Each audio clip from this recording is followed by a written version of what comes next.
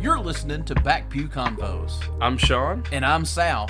And this is the podcast God wants you to listen to. So if you want to remain in God's will, have a sit down. Grab a beverage of your choice. And have a listen. You're welcome.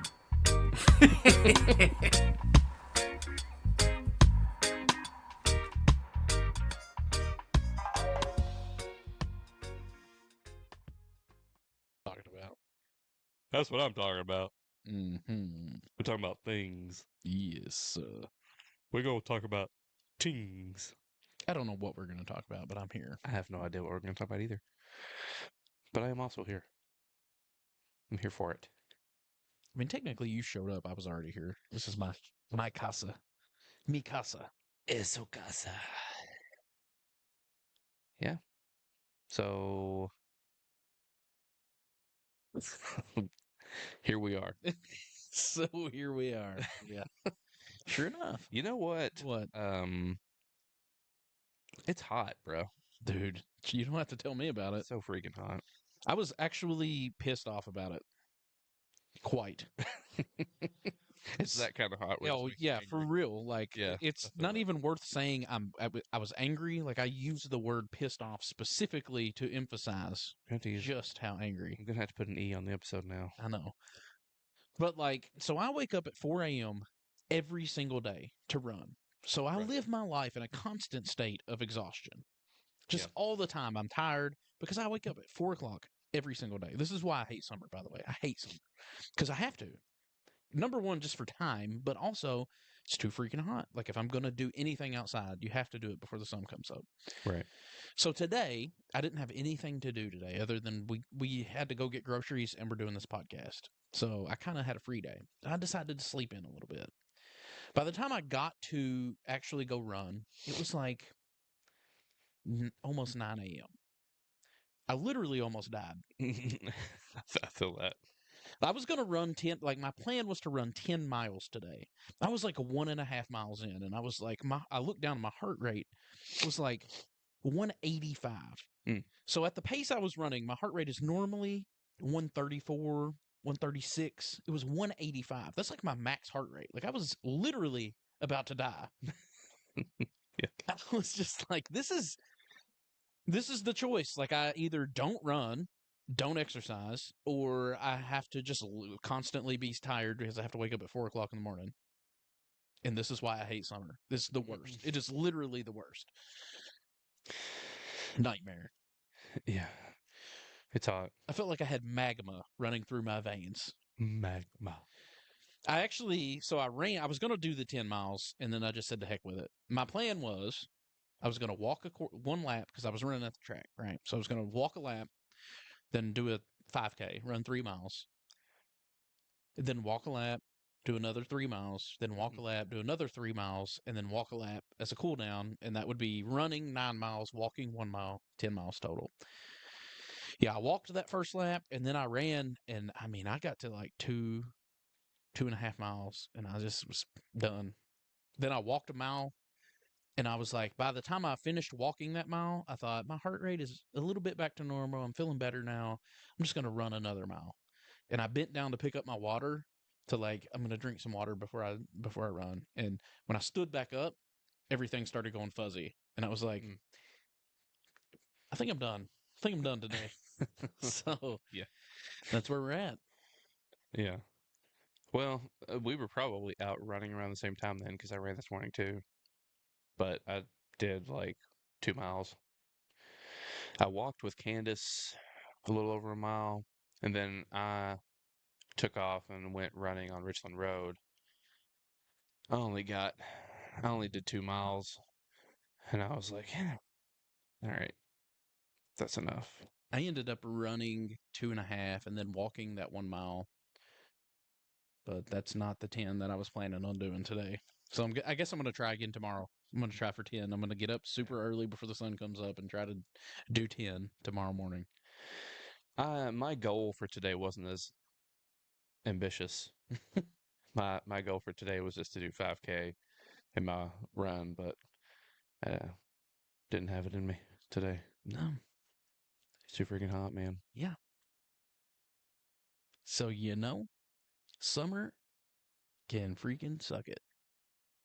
Hotter than Satan's no-no parts Yeah, absolutely. out there.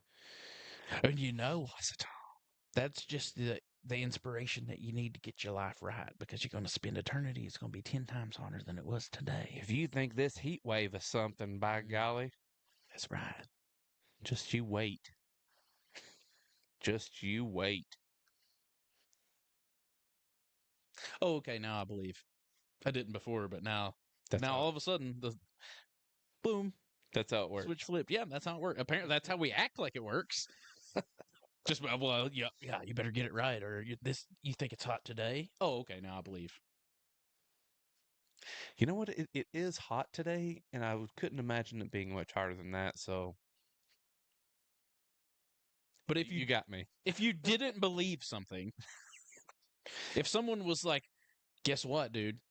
You have to believe that," and then just some not even related to God, just some just outrageous thing, or you're gonna spend eternity where it's 10 times hotter than it was today. Would that just scare you into literally believing like the switch just goes, oh, okay, now I believe that? Like, no, of course not. That's not how belief works. Then why do we act like that in church? It's ridiculous. I think that the desire for self-preservation is so strong that you fool yourself into thinking you believe it anyway. Very possible. Very possible. You know, I don't know. There's a lot of elements to it because, like, I know for me, what I can remember of my salvation experience or whatever as a kid, like, all I knew in that moment was that Jesus loved me and died for me. And that was enough, you know? Yeah. And like I think that simplicity is actually kind of beautiful. And like I wouldn't want to poo-poo on anybody's experience of that. But if it is truly entirely only rooted in fear, if it's like it's all transactional, it's all self-preservation, it's all about like I have this, gun to my head and I'm gonna have to, well, okay. Well, no, that's not like I got no, I don't know what the word is, but I have a lot less like I guess respect for that is the word. Respect is probably the wrong word, but that's the only word coming to my mind at this point. Yeah.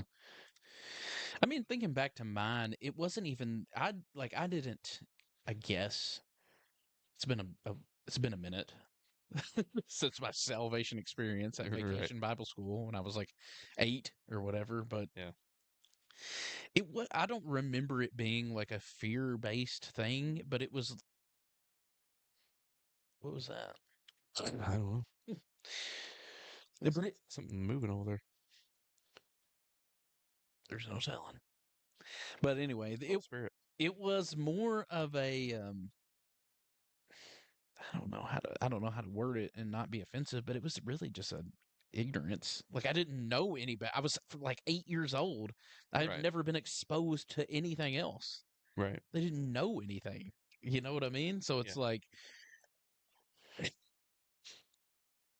you're not. I mean, that's I've got a lot of complicated thoughts that we've never really fleshed out on this show before about like children's ministry and youth ministry, just because of stuff like that, where Yeah. it's I don't know, like what else? It's like he freely made his decision to follow Jesus today. Like I literally didn't know there was anything else. That's the only thing I've ever known, you know? I mean, Yeah. I don't know. But it wasn't because I was afraid. Like I wasn't raised in fear of hell or like I was never raised in that.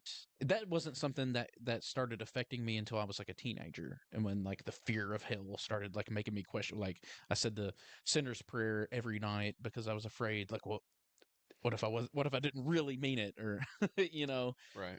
but that wasn't my initial experience. my initial experience, so I got saved, quote unquote. I said the prayer at Vacation Bible School, which as a kid, I remember Vacation Bible School was like one of my happiest memories. Like it was a great time. I loved it. It was super fun, you know? Yeah. So I didn't get saved in fear, but Yeah. A lot of people have though. oh yeah, absolutely. And like you were saying, like my initial experience of it, I don't recall there being fear. I remember there being gratitude and mm, feeling loved, I guess. But I don't recall there being fear attached to my initial, as far as you can remember. I mean, we're talking about I was seven, like probably 7 years old. Right. So like, Well, and that's what I mean is it was like it was presented to me. It's like, oh, Jesus loves you and he died for you. And all you've got to do is say this prayer and he'll come into your heart and live with you forever. And like 8-year-old me is like, okay, let's do it. Like, why not?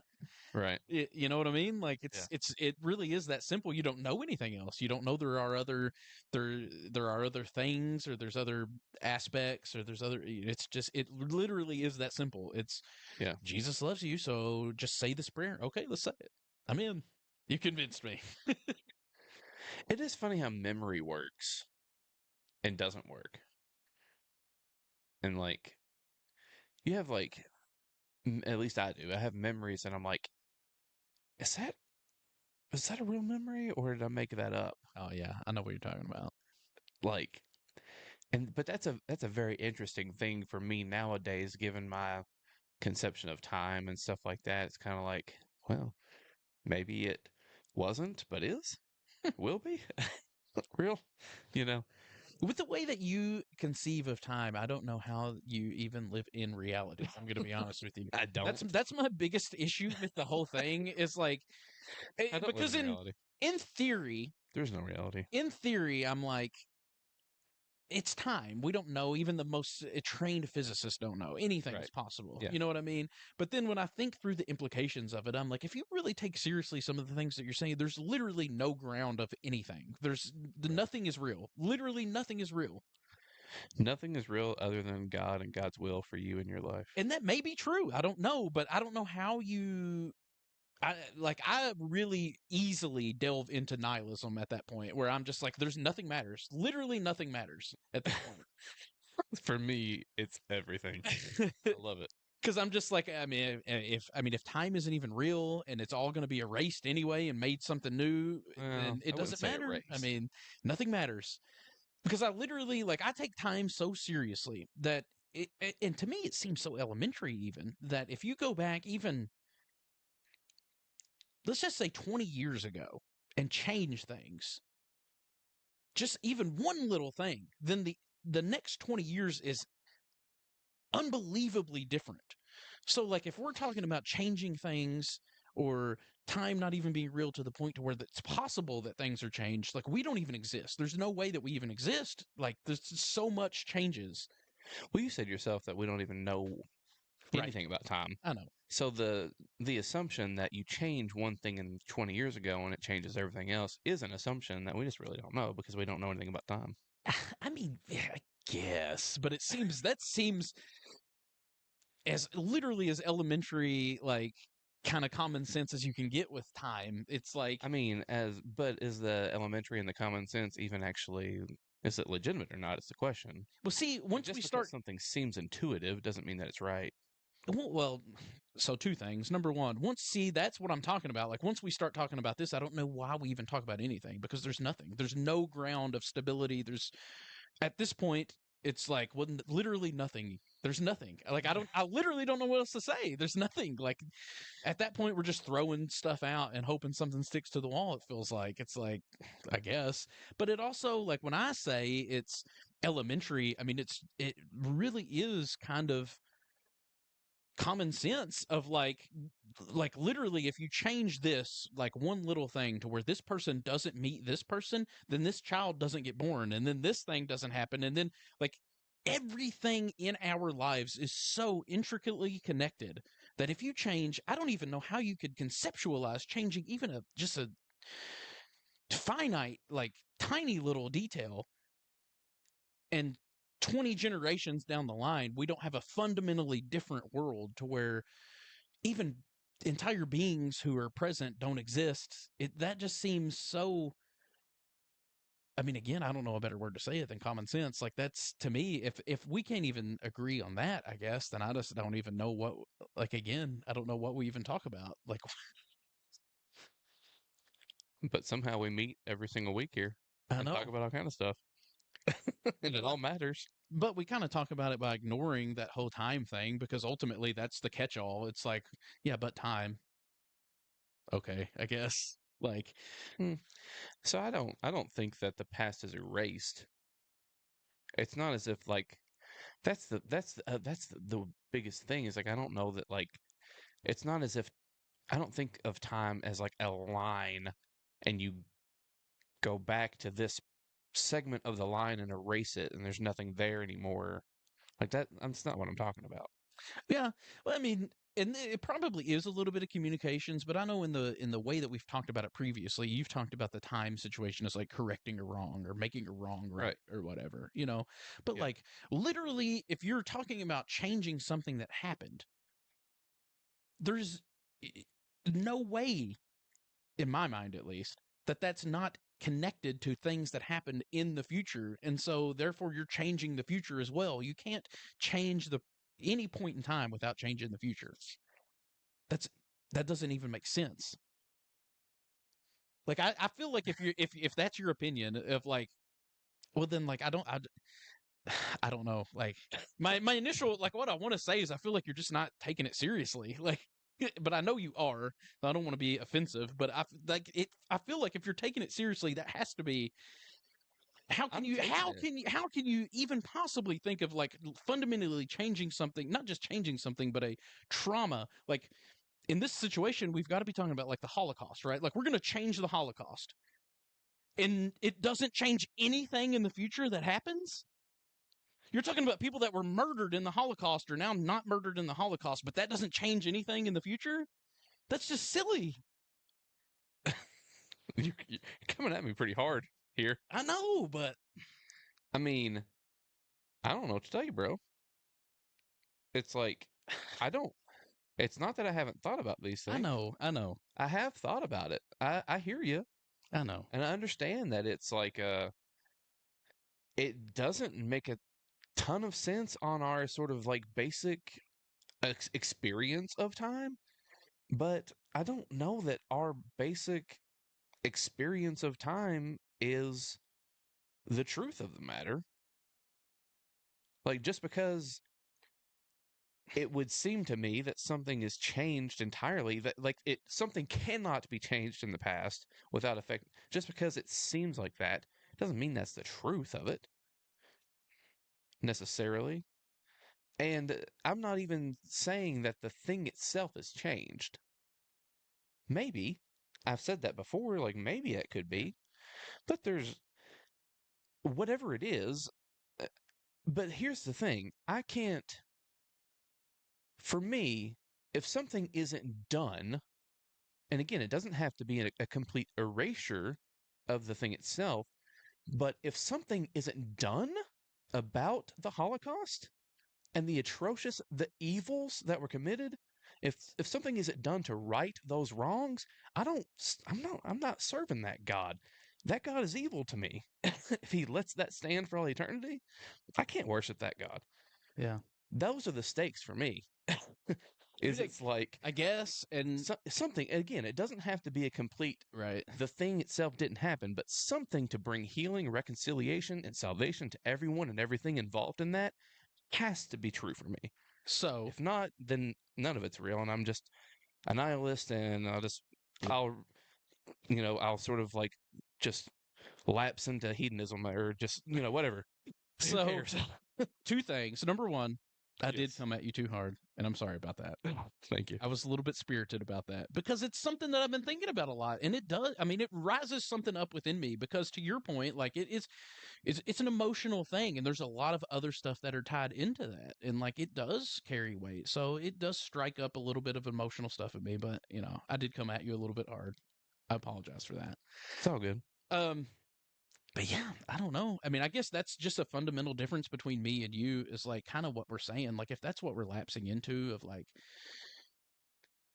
I just have to accept that like no the Holocaust is going to be corrected, I guess you would say, or I mean, I guess first of all, I don't understand what that means to you, but if we're talking about I have to accept the fact that that's going to be changed, but it's not going to affect the future. Well, then, like, I guess I'm an atheist. Like, I don't believe. There's no way for me to believe that. That's just That just blows my mind, though. Like, I don't understand why that issue because wouldn't bring you hope rather than it's so.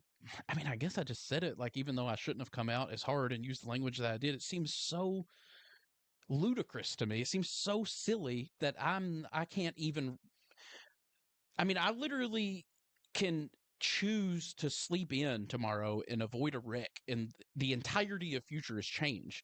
Like, you can't change something in the past and it not reverberate. Like, I just can't accept that. If that's what I have to accept, I can't. I can't believe that. I cannot. Even if it makes things seemingly on the surface easier to swallow because this atrocity now didn't happen, well, like, it's to me, it's so outside the bounds of like feasibility that I just can't like I lapse into just complete disbelief of anything. Like if that's the standard of like you have to believe this, I just don't. Like I guess I literally don't believe in anything at that point. well, you don't have to believe it, I know. And I don't, obviously, but but I do. And again, I don't know that I believe. I don't know about. It's not to me. It's not an erasure of the thing. It is the best explanation I can think of is the idea that Maximus and Justin Martyr says something similar to this too. I'm pretty sure about there being a seed of the logos and everything. Like in everyone and everything, there is a seed of the logos of the that well, Christ is all and in all, right? That's what Colossians 3:11 says that. And so and Christ is the logos. So like there is something in everyone, in everything, in every situation that is God's will that evil has covered over, or like a what's a good analogy, like a gold or diamond, something precious that is covered in filth to the point you can't even see the goodness underneath. And what I'm talking about is that thing, the seed. Let's just use instead of going with I said seed initially, let's just stick with seed instead of diamond or gold or whatever. But like the seed itself is God will bring that seed into flower, into full flourishing, whatever's meant to be in everyone and everything, whatever God's will was for everyone and everything, which can't be evil, is what will stand for all of eternity. And whether that means an erasure of past events or not, I don't know, man. yeah. But here's what I will say.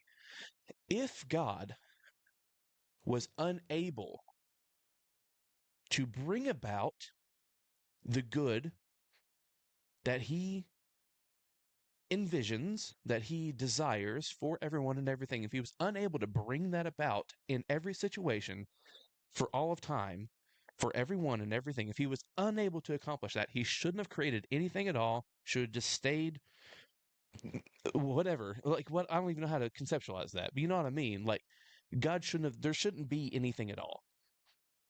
The amount of evil, I mean, think about it, like, especially if you're believing, like, in evolution, think about the brutal, like, billions of years of just, like, you know, animals going extinct and, like, just the brutality of nature. how much evil and stuff, violence and stuff has existed throughout the entirety of creation. If God wasn't somehow able to bring all of that into some sort of like full expression of goodness that He always intended for everyone and everything, then He just, man, it would have been better if He just left us all alone, just didn't do anything. I shouldn't even be here. So what would be the point in allowing that atrocity to happen and stand and then going back and fixing it? I don't know. Like, I don't know, but here's the thing. Here's the fact. The fact is, everyone in the everyone that's ever existed has had to ask this question. Why? Why is there anything at all, first of all? And second of all, why is this particular evil allowed to happen? That is the Odyssey. Why does evil exist? Why is it allowed, quote unquote? I don't think it's allowed in that sense necessarily, but in the way that we think of like allowing something to happen, like to pass through our fingers or something. Like I don't think that God allows evil in that sense. But like there, I don't know. But the fact is, everyone has to answer that question or just not think about it. right. And the only way for me to answer that question is to say that something has to be done about it. That's terrifying for me. Why? Because again, like at that point, I like if that's the standard, I don't know if I believe in anything. Like that's terrifying to me because I don't know. That's really interesting though. Like, why is that terrifying to you? It's terrifying because I guess it just means like everything that I hold on to is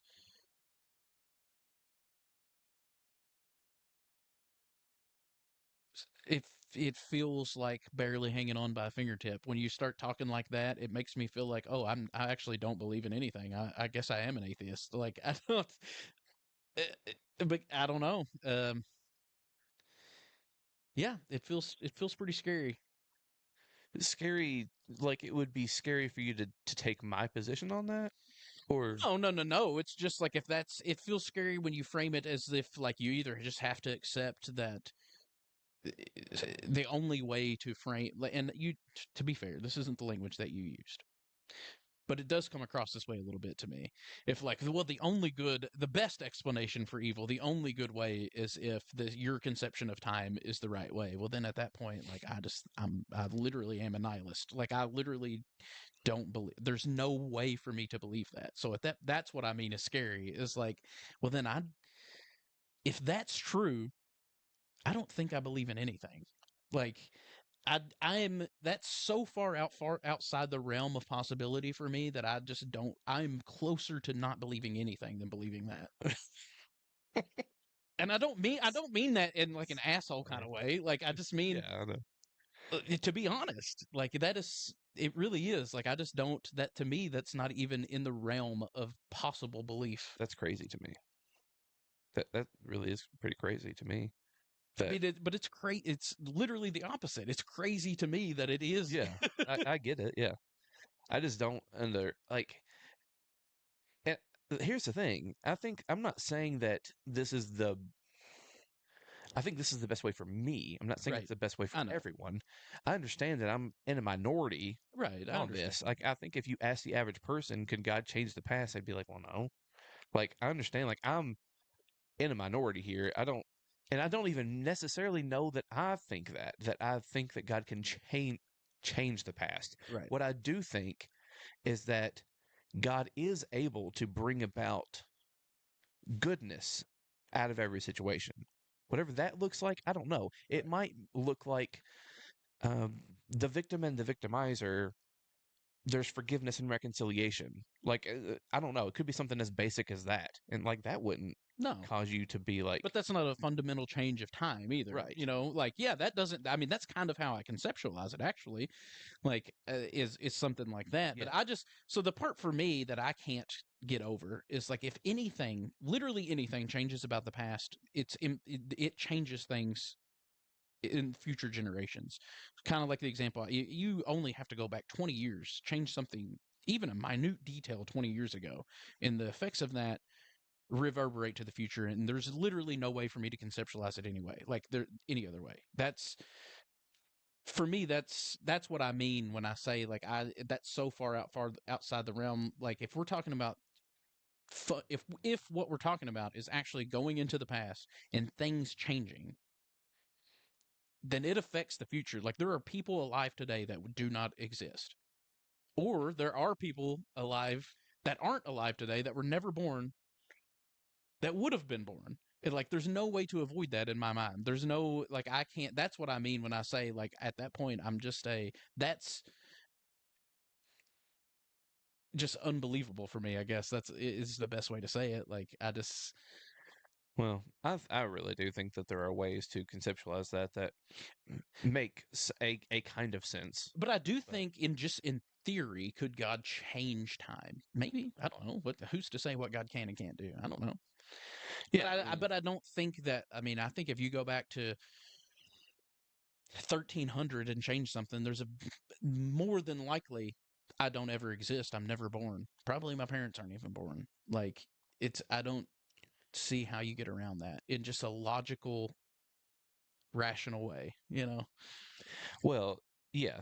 Again, I think it is. I mean, that I understand what you're saying. Yeah, Like that I makes know. sense to me on like the level of like just kind of what my sort of common sense Right. might tell me about how time works in my own experience. But I guess what I'm suggesting is that we really don't have a freaking clue how time works Right. or what God is able to do about it. So, And we didn't even talking about time. no, we didn't. So we went on this way long tangent, and neither one of us were prepared for this. This was No. all just right Had off. I known, I would have prepared.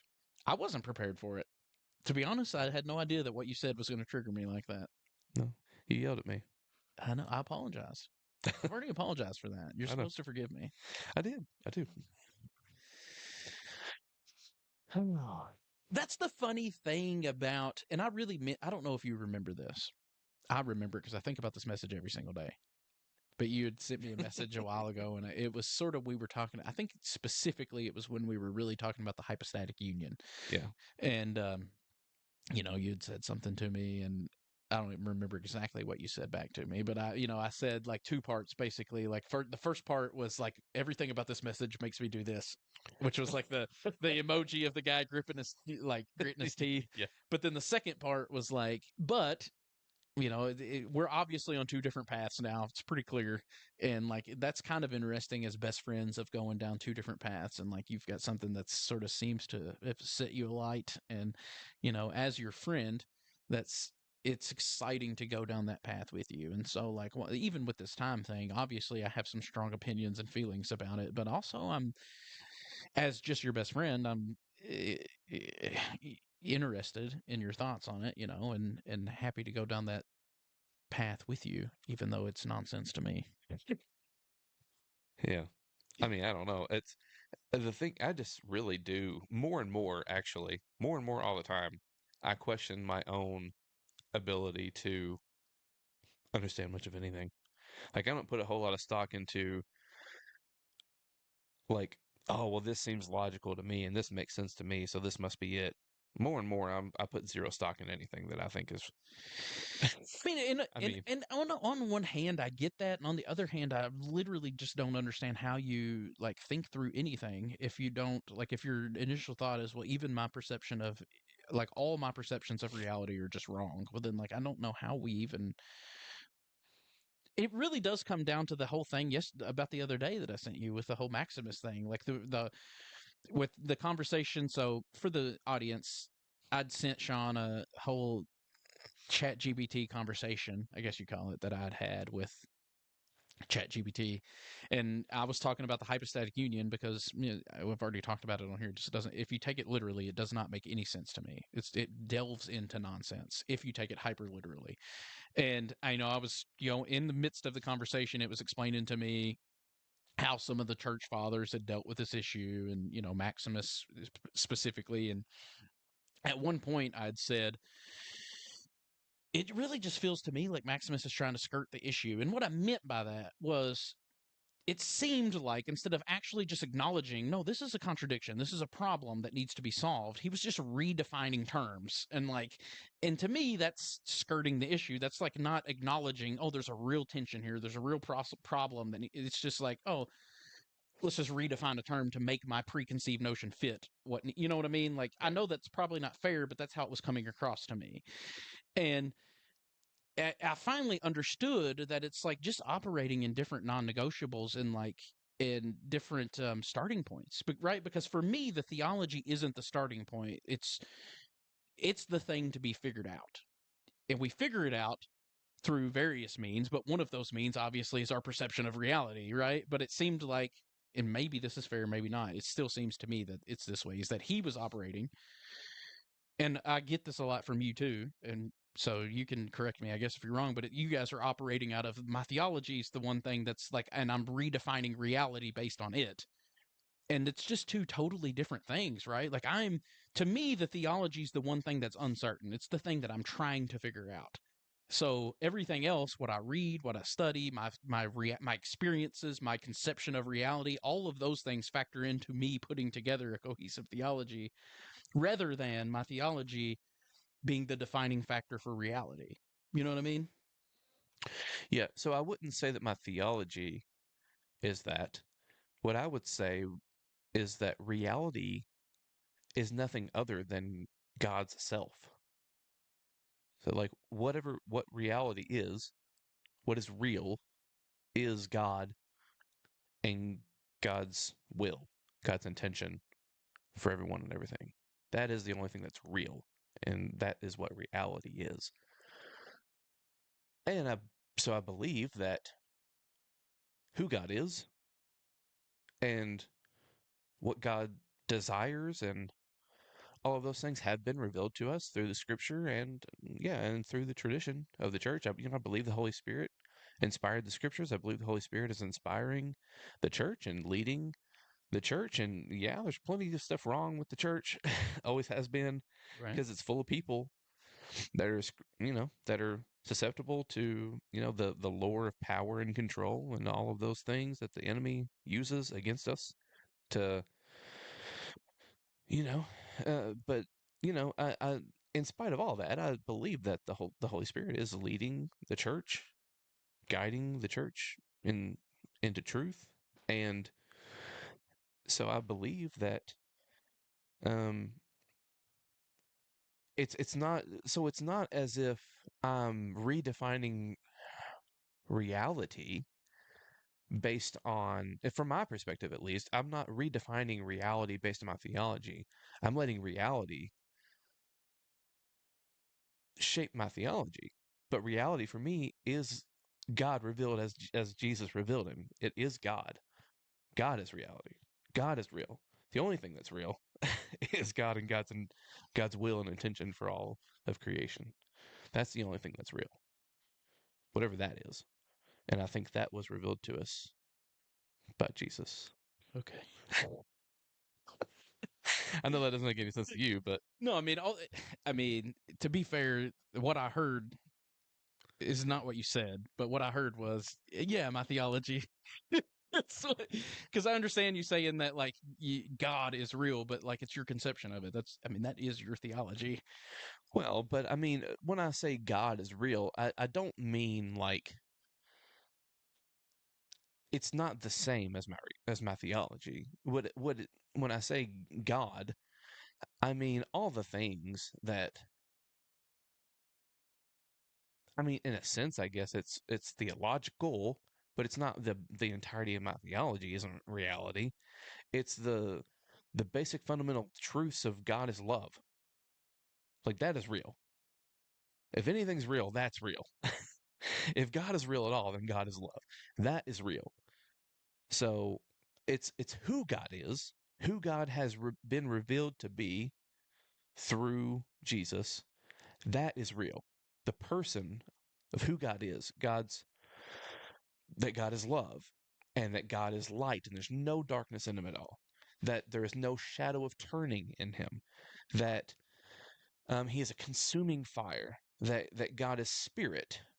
Those things, the God is statements, and like God as Jesus reveals him, Jesus reveals what about God? That God is self-sacrificing, that God is agape love specifically, that God is king and rules and reigns, but does it through serving and laying down his life for others. All the things that Jesus reveals about who God is, that is reality. And that shapes my theology. So it's not, for me, it's not like, and of course, like, yeah, I mean, there's other people can read the scriptures and get completely different things than that from it somehow.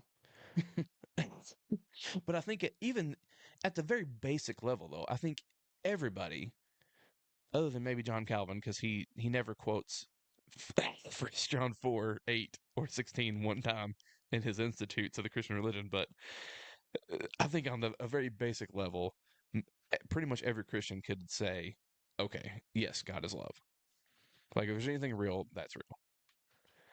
And so everything else is shaped from that. Those very basic truths about who God is. That's what I mean. I don't mean like the doctrine of the Trinity or like my thoughts on worship or biblical inerrancy or whatever happens to be part of your overall theology. Like, Right. I don't mean that. Right. I mean the core of who God is. If God's real, he's this, and that's real. That's what I mean. Which still to you just probably sounds like the same thing. Uh, yeah, I mean, it sounded good. It sounded good. Eye roll. We're just different. We're just different people, man. I mean, that's just all there is to it. It did sound good though. Like, Yeah. What is reality to you? I don't know of any other way to define. Well, I guess it depends on like how we want to define reality. Right. Like what it is when we say what is reality to you, like what is the thing that we're talking about. So we got to this conversation by talking about time, right? Yeah. So like to me, time I think is a very open-ended, it's very conceptual. We don't have a good measure on how it works, even the physicists, and that's admitted and agreed. But like the one thing that seems, yeah, I mean, I've already said it in this episode, but it just seems like the reality would be if you change, like didn't, if I overslept my alarm tomorrow and didn't get up, but then drove to the track to run and had a wreck that I wouldn't have had if I would have woke up at my alarm, that, and let's say it ends my life, that fundamentally changes the future, hopefully, because hopefully I've got some things in the future I'm going to do that affect future generations, you know what I mean? So hopefully if I was to pass away tomorrow unexpectedly, that would change the future. And so like I don't know of any other way to conceptualize the reality other than that's the way it works, man. Like if you, So time is reality? time is part of reality for sure, I think. Which the funny thing about that is I don't even know how much of time, like, because time is more of a theoretical thing, right? And what I mean by that is you really only, you don't see time. It's not like a thing that you can grasp. You only really conceive of time based upon the things that are affected by it, right? Like we age, we move, seasons change. So like you see time changing, but it's not something that you can grasp or hold. So time is a kind of a funky one, you know what I mean? But like what I'm relating that to reality, and just like the reality is if I, whether I die tomorrow or I live tomorrow, the future is different. That's reality. There's those are two different realities. I guess is probably the better way to say it is if I die tomorrow or I live tomorrow, the future is forever changed. There's one of two ways. I either live tomorrow or I don't. And the future is forever changed based on, and if you change that from, like, let's say I did die tomorrow and we went down the timeline that I wasn't here, but we went back in time and changed that, it fundamentally changes everything else. The whole future has changed. It's a completely different timeline. Like, to me, that is reality. There's no way around that. You know what I mean? What if there's an infinite number of alternate timelines? And that's a completely different, and maybe it is, but I don't know how you relate that to, I mean, there's a lot of other questions that Right. spawn out of that, but it's a possibility. I Yeah. mean, and even that is saying, like, that's why I try to, it's a difficult thing to talk through because, again, acknowledging that time is the thing that we don't really understand, there's a lot of open possibilities. You know what I mean? So to pretend like I've got it figured out, but there are certain things about time that I just can't believe. You know what I mean? Like, Well, based on my conception of reality. right. Well, see, that's what I was trying to get at. I think is like it seems from my perspective that your personal experience and like the way that you conceptualize everything just is reality. To a certain extent, I would agree. To a certain extent. And I'm saying that reality is beyond anything that I can get a hold of and can conceive of or experience even. It's Right. I mean, to a certain extent, I'm on board with that, but I'm also that I very easily, like I said earlier, lapse into nihilism at that point of like, if we can't even root the things that we talk about in our experience of things, then we do what are we even talking about? Like, we literally can't even talk about anything. Like, this is the only, my experience may not be 100% perfect, but it's the only experience I have. right. Anything else for me to talk about is just like, well, you could just throw out whatever in the heck you want, and like, it's who who knows, maybe. Like, there is no objective reality, so anything goes. Doesn't that in a sense end up inevitably putting limitations on God though?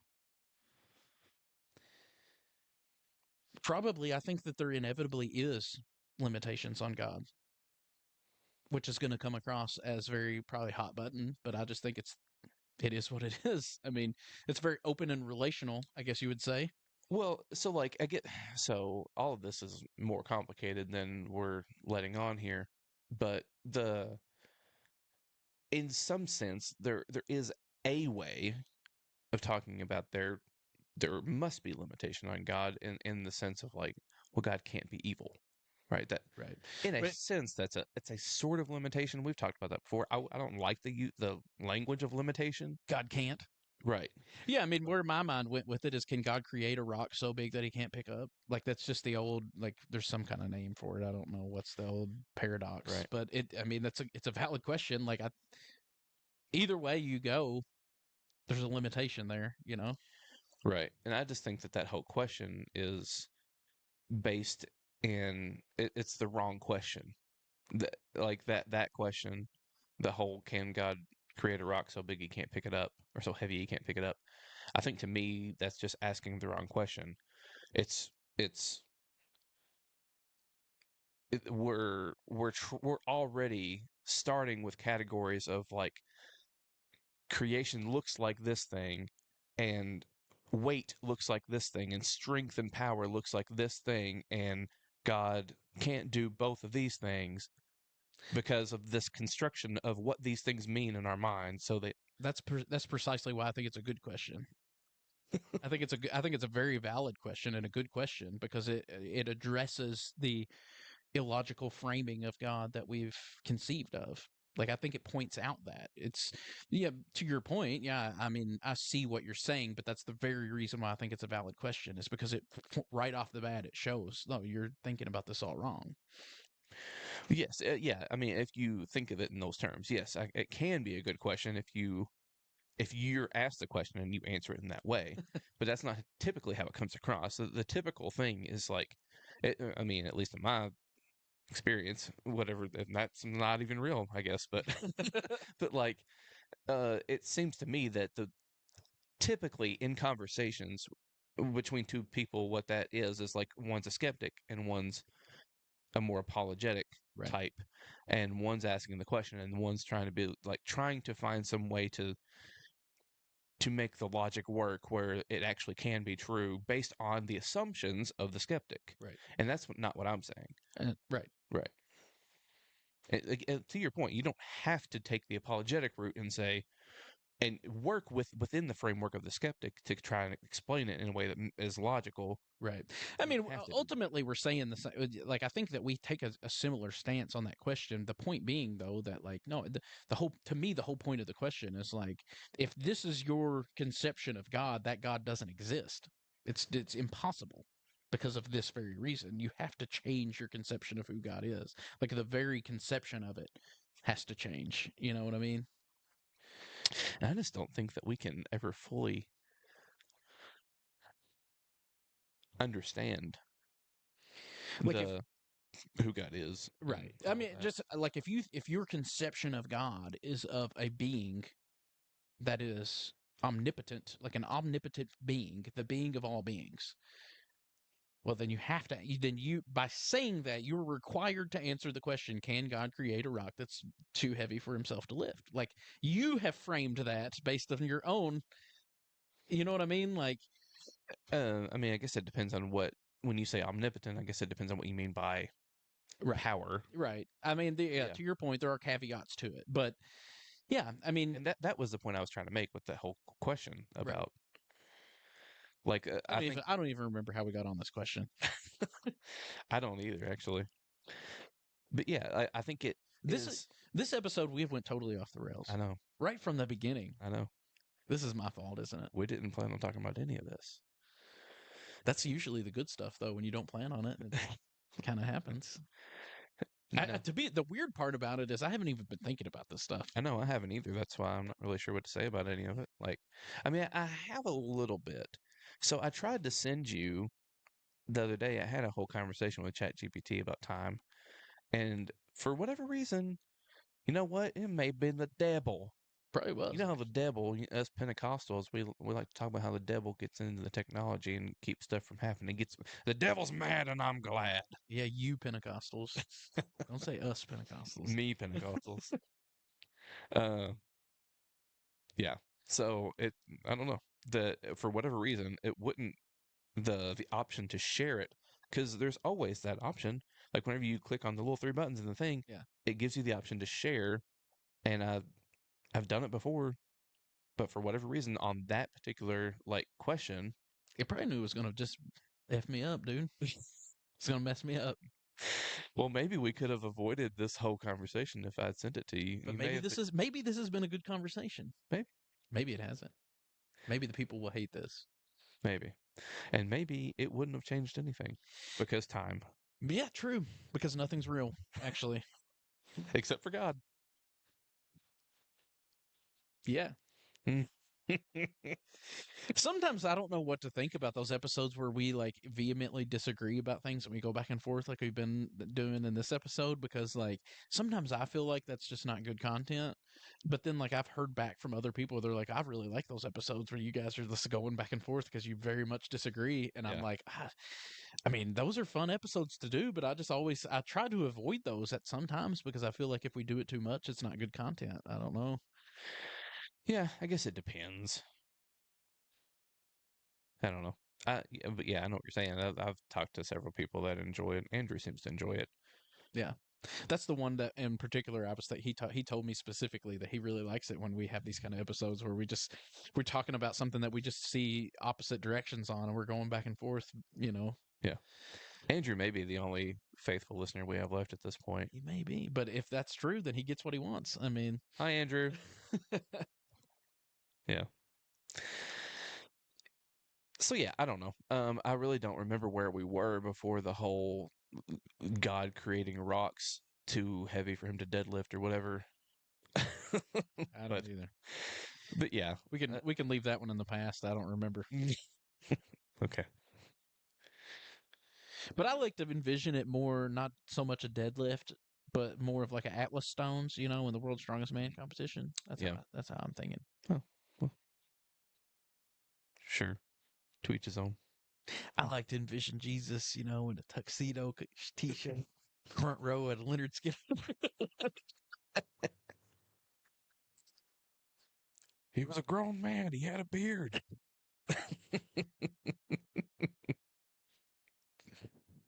My word. I'm tired of your bull, Chip. I haven't seen that movie in a I while. know. Well, dadgum. Um, we had initially talking about Doug Wilson Mm-hmm. and Christian nationalism. Dougie Fresh. Dougie not so fresh, actually. Hmm. But I haven't really thought about it much since then. Yeah, see, the bummer about that is that so I first seen the episodes, the clips of his little CNN interview was probably Monday, like early in the week. Today's Saturday. And Yeah. at the time, it like was really one of those things where I was like, oh, it just pisses me off so bad. Like, I Yeah. hate this. And, yeah, as the week went on, I don't know that I have anything much. I don't know that I have a whole lot more to say other than like when I call myself a Christian, it's not like that. Yeah. That's not me. I think that's disgusting. I don't know. Like, I don't know what else you want me to say about that. But That brand of Christianity can kick rocks. yeah. Yeah. I feel that. So, but I don't know, like, how you make a whole episode out of that. I guess we could just spend a whole hour trashing that theology. But Yeah. to your point, you said that you're not really into that, and you're just so full of the HG that you're not even down with trashing people. So, Just too holy. Just too holy. You know what it is? I'm just neck deep in the sin of empathy, I guess. that's true. See what happens. It's a You're slippery just a slope. living example. Slippery slope. It is a slippery slope. It's the worst word that was ever introduced into the Christian language was empathy. Ugh. Ugh. Joe Rigney. Is that who said that? Joe Rigney. Yeah, He's the sin of. I didn't even know he had a real name. I just thought he was a caricature. He's a real dude. Joe Rigney. He wrote some kind of book about it called The Sin of Empathy. Calvinist fella, actually associate pastor at Doug Wilson's church. Pretty sure. Oh, that makes sense. Christ Church, I think is the name of it. That adds up. Moscow, Idaho. Yeah. So they're in cahoots. I actually read something this week that was kind of applicable to the thing that made me pretty. So I've been introduced this week to Julian of Norwich. Mm-hmm. When I say introduced, Lady Julian. it's not like I'd never heard of her before, Right, yeah. but like I'd never really like dove into like Julian. And Yeah. so I had watched a couple of videos about her, and I was like, oh, this sounds like, from what I'm hearing is a lot of stuff that I've been saying, Yeah. but not fleshed out, right? Like, I'm a baby. So that interests me, obviously. So I started like looking into more of what she thought, and then she wrote, to my understanding, she only wrote the one thing, which she actually wrote it. So it's the short text and the long text. So she had her visions on her deathbed, which didn't turn out to be her deathbed. She thought it was her deathbed. She was on the cusp of death. Right. She had her visions, and then like immediately she wrote down like what's called the short version of it. And then like years later she expounded on all of that, and that's considered the long version, which is what is it called? Revelations of Divine Love? Yes. Yeah. And one of I think it's chapter 7 of that, chapter 6 or 7. I can't remember, but it's really early in it. So I just started reading it. And she got to a point to where she kind of had addressed the fact, because her writing there is the first, I hope I say this correctly, because it's coming just no notes right off the top of the dome, but it's the first full text that we have preserved, like the earliest text, written confirmed by a woman. Right. And so right off the bat, she kind of addresses that, and it's like, it seems like, from what, if I'm understanding what I'm reading right, that she's addressing both people that think there's something special about her. Right. And that's something that we still deal with, right? Like somebody gets a vision from God or like seems special. Mm-hmm. We tend to like cling to those people or revere those people. Right. Right. So she addresses that. And it's just like, no, you're looking at the flesh. Like, it's not about me. Like, I'm just the receiver, all that kind of stuff. Mm-hmm. But then she also kind of addresses the opposite, which is like, yeah, I'm a woman, but like, what do you want me to do? God gave me this vision. Should I just keep my mouth shut because I'm a woman? Like, Right. it's the same argument of like, you're just looking at the flesh, man, but it's not about the flesh. Like, that's the whole thing. It's not about the body that we're in. Like, that is part of who we are, but it's not about that. You got to look beyond that. You got to look to the not the message, not who receives the message, but the one sending the message. And then, like, once you receive that message, what are you supposed to do with it? Like, oh, I have the wrong genitalia, so I've got to keep it to myself. It's like, and that's, I mean, she didn't say it in those words, but Right. Yeah. but that's kind of the sentiment that she kind of addresses. And it's like, man, she was alive in the mid 1300s, already could see this, and like, this is year 2025, and we're still having interviews with people who are like, you got the wrong genitals, you need to shut up. Mm-hmm. Yeah. It's like, Yeah, it's crazy. I don't understand it, man. To be honest with you, I really don't. As someone who is a male, who was born a male and only been a male my whole life, I just do not understand the whole obsession with patriarchy and the obsession with like men being viewed as something other than their female counterparts. Like, I don't understand it. I mean, I get that there's like one verse in the entire Bible that you can point to that's like, women should keep their mouth shut. Like, if you interpret it that Right. way, you know what I mean? But Yeah. like, Right. Yeah, it's let's also ignore the 3,000 verses that tell us to treat the immigrant well. right, yeah, exactly. I mean, Yeah. Yeah, it's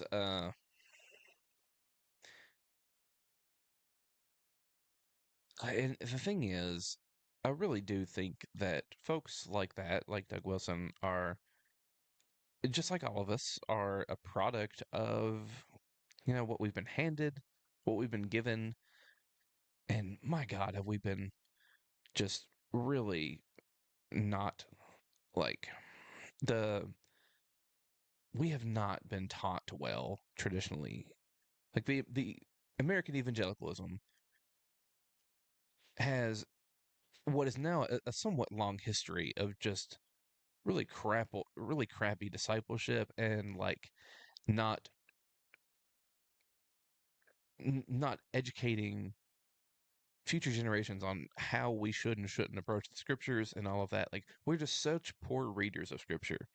They're like, something like this is just inevitable, honestly. Like, I can't say I'm not surprised by any of it, right. because that very flat wooden literalistic reading of scripture, and in combination with like, dadgummit, we just got flesh that wants to impose that wants to dominate and control and have power over. That's part of our flesh that is in us, and any excuse we can find in scripture to validate that, we would use it, apparently.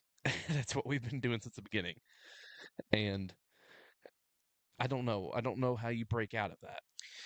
Yeah, what I think's interesting about this is sort of the twofold aspect of it. In so on what I mean by that is, on the first fold of it is not just trying to apologize it away and like addressing that this is harmful theology that needs to be addressed. It needs to not be accepted. We need to hold these people accountable. Yeah. While also simultaneously applying what I just said about Julian Right. to everybody else, right? Like, we're not, and that was my first thought when you were talking there, was it's the same sort of thing of like, I mean, it's easy to look at Doug specifically and be like, this guy is so, no, like, he's a product of his theology that was handed to him, Right. I mean, but he factors into it as well. We all do factor into our own theology, Yes. but Yeah. largely the theology that we have is what's been handed to us, Right. and so it's sort of a twofold aspect of not glossing over it, not trying to ignore it, and actually addressing the issue while acknowledging that while this person may be spreading harmful rhetoric, he's passing down and I have truly believe that in his mind he probably thinks it's the right thing. Yeah, And I'm sure. he Yeah, thinks it's the way that things should be done, and you know what I mean? yeah. So from that aspect, He's just reading scripture from his perspective. right. So that's and the applying that's the it. really interesting thing to me is what do you do about that? Because Yeah. it's obviously harmful. It needs to be addressed. It shouldn't be ignored. And it needs, as far as I'm concerned, that theology needs to be cut down and cast into the pits of hell where it came from. Right. But how do you do that without vilifying those espousing that theology? That's what's interesting to me. Yeah. Yeah, because it's far too easy to do that. Yeah. And just like yeah, yeah, I was thinking about that the other day because we have to be consistent and practice what we preach, right? Because how many times have we said on this podcast, you aren't your sin, Right. right? So like uh it's way easy because again, flesh, we all have that thing in us that wants to do that. Like it would be far too easy to do exactly what we've talked about others doing in the past, which is like a lot of folks in the more conservative evangelical world will want to like demonize and dehumanize folks in the more progressive side of Christianity, more progressive Christians. But like, oh, man, that doesn't. We can't then just do the same thing to them. Like, you know what I mean? So like, you, yeah, I'm just kind of like taking a really long way of just agreeing with you. I guess I could have just said, yeah, Right. but Well, I mean, I don't have anything because I don't have the answers to that. I don't know what's the right approach to do that. yeah, I don't know either, other than to just be empathetic, which is a sin, though. I think you have to be. It really is a tightrope, man. Because I do think you have to be empathetic towards those humans, but we have absolutely got to address that theology Yeah, yeah, yeah, and trash that bullcrap. yeah, yeah. And anything that wants to, and yeah, I don't know. I don't know enough about Doug Wilson and Yeah. his actual theology enough to say that this is true of him. Right. But any theology that is used mm, to justify domination over someone else, Right. Used to subjugate others. yes, is a trash theology, and it needs to be cut down at the rut and cast into the fire. Right. So, yes. And again, I don't know enough about Doug Wilson's theology. I know I've listened to people that I do trust their thoughts on it that seem to have very strong disagreements with him, but Right. I mean, don't know enough about him myself. I'm not going to trash the guy personally because I also am in agreement with you. I don't know enough about him personally. Yeah. You know what he. Only thing I know is from clips I've seen. Now some of the clips I've seen are pretty horrific as far as Oh, yeah, like yeah, yeah. the stuff said about women, but Well, yeah, some of the stuff about race too. and really There's I haven't even those- seen as much about race. I've seen some of those, and those actually were kind of more egregious to me. Yeah.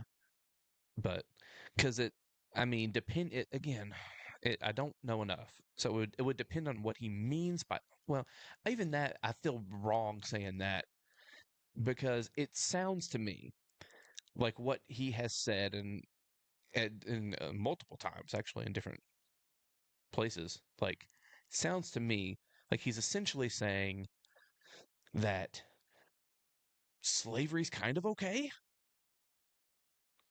and we no, that's like that is an absolute no go. We cannot go there. That's a hard stop. That yes, That's a hard no. Um, but essentially, I do know that he has said, and essentially what he said in that interview was that, and this again, this goes back to like, yes, you are not your sin, but he was saying that not all master-slave relationships were what we think of when we think of like chattel slavery. You know, like Right. it was not all master-slave relationships were that type of like we're just that type of relationship, that like there were masters that were good people, good godly people that treated their slaves well and all that. And like it comes across as kind of like a little bit of like, well, maybe slavery's okay if you're a good dude, if you're a good God-fearing dude. Can you be a good person and own another human? Exactly. That's the thing. Owning another human being is wrong, period. Right. And that has to be said. I think the easiest way to answer this question would be like, would you be okay with your son or daughter being a slave to this person if you thought they were an okay person? Right. Would you be all right with that? No? Okay, well then it's not good. Yeah. And it's really frustrating anyway, because like it's the scriptures used to try to support that are like the scriptures from, isn't it in Colossians Colossians 5? 4 or 5? Yeah. Slaves, obey your masters and all that. I think it's 5. For sure. Yeah, well, I kind of want to look it up to be sure, but now I don't know whether I should do that or not. Let me see if I can find it. Last time I asked you to fill time, I did a trash job. And so far, I've started out this episode by attacking you personally, coming in way too hot. You know, this is partially your fault, actually, Is it? because I was ready to go at 5. Yeah, I mean, I did. I mean, it is what it is. We went to a new restaurant. We went to. There is no Colossians 5, you silly goose. I knew that. I was just testing you. We went to a new restaurant. You know what it was? It's not 5. It was because you sent me that episode was part 5. Oh yeah. And they were talking about Colossians 4. Yeah. Yeah, I was actually really disappointed in you guys because me and Kel and Finn went to Texas Roadhouse today because we were going to go grocery shopping, and we decided to stop by Texas Roadhouse, and we're sitting there waiting in the lobby to be seated, and who walks in? Kristen and Keith and all their kids Yeah. from the football game. And I was like, oh, Candace and Shawn were at the football game too. I bet they're coming with them. Nope. Never walked in the door, like a couple of scumbags. Yeah, we wanted to try out that new restaurant downtown. Big Whiskey is the name of it. It was pretty good. I mean, the food was pretty good. It's new. Yeah. You know, so the service wasn't great. We were there for a very long time. I was actually at Texas Roadhouse I'm going to be honest with you. I was getting kind of angry. I was getting a little bit aggravated.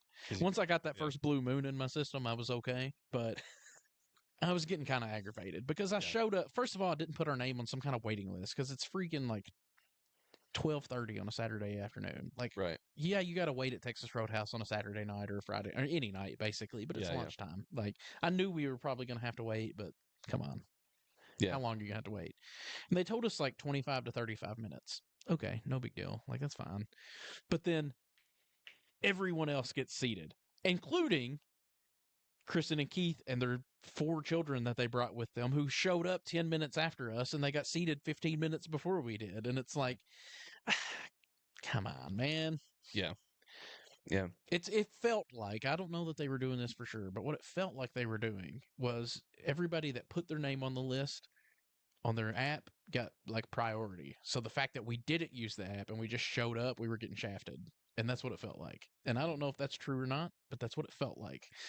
It's possible that those folks put the reservations in on the app before you guys did. Absolutely. But that's why I was very, very clear to say it felt like it. Yeah. Because this probably wasn't the case, but it was, in the moment, it was getting frustrating. Yeah. Yeah. But like I said, I had that first blue moon. Yeah. We were getting kind of frustrated too because it was just taking so long. But we tried to be super nice. Like there was a table next to us, and they were also trying to be nice, but they were also could have been nicer. to the waitress, Yeah. and so we tried to be extra nice because of that. So These people are just trying their best, all of yeah, them. I mean, I was getting frustrated at Texas Roadhouse, but they're freaking kids working the front desk. Like, yeah, they're doing their best, man. yeah. So Colossians 4. Yep. That's where we were. And I should have just went with it because I knew that this is what it said. But Colossians 4, verse 1, Masters, treat your slaves justly and fairly, for you know that you also have a master in heaven. So the thing is, you can't just stop halfway through that, right? Masters, treat your slaves justly and fairly. Can't just stop there. You have to read it further and see, for you know. Why should you treat your slaves justly and fairly? Because you know that you also have a master in heaven. Here's the thing. What does the master in heaven reveal about himself? I am among you as one who serves.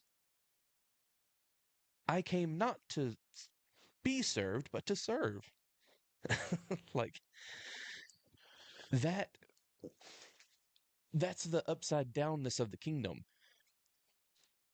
Yeah, be a master, but your mastery is upside down. It's not ruling over or dominating other people. The way you are a master and the way that Jesus was a master is to freaking wash people's feet, man. It's not owning people. It's not indentured servanthood. Right. It's not forcing your will upon anyone else. It is washing feet, man. It's just funny to me how much we read into stuff that's just not even there. Like, because yeah, to your point, all that stuff is good too. Yeah, I agree with you, obviously.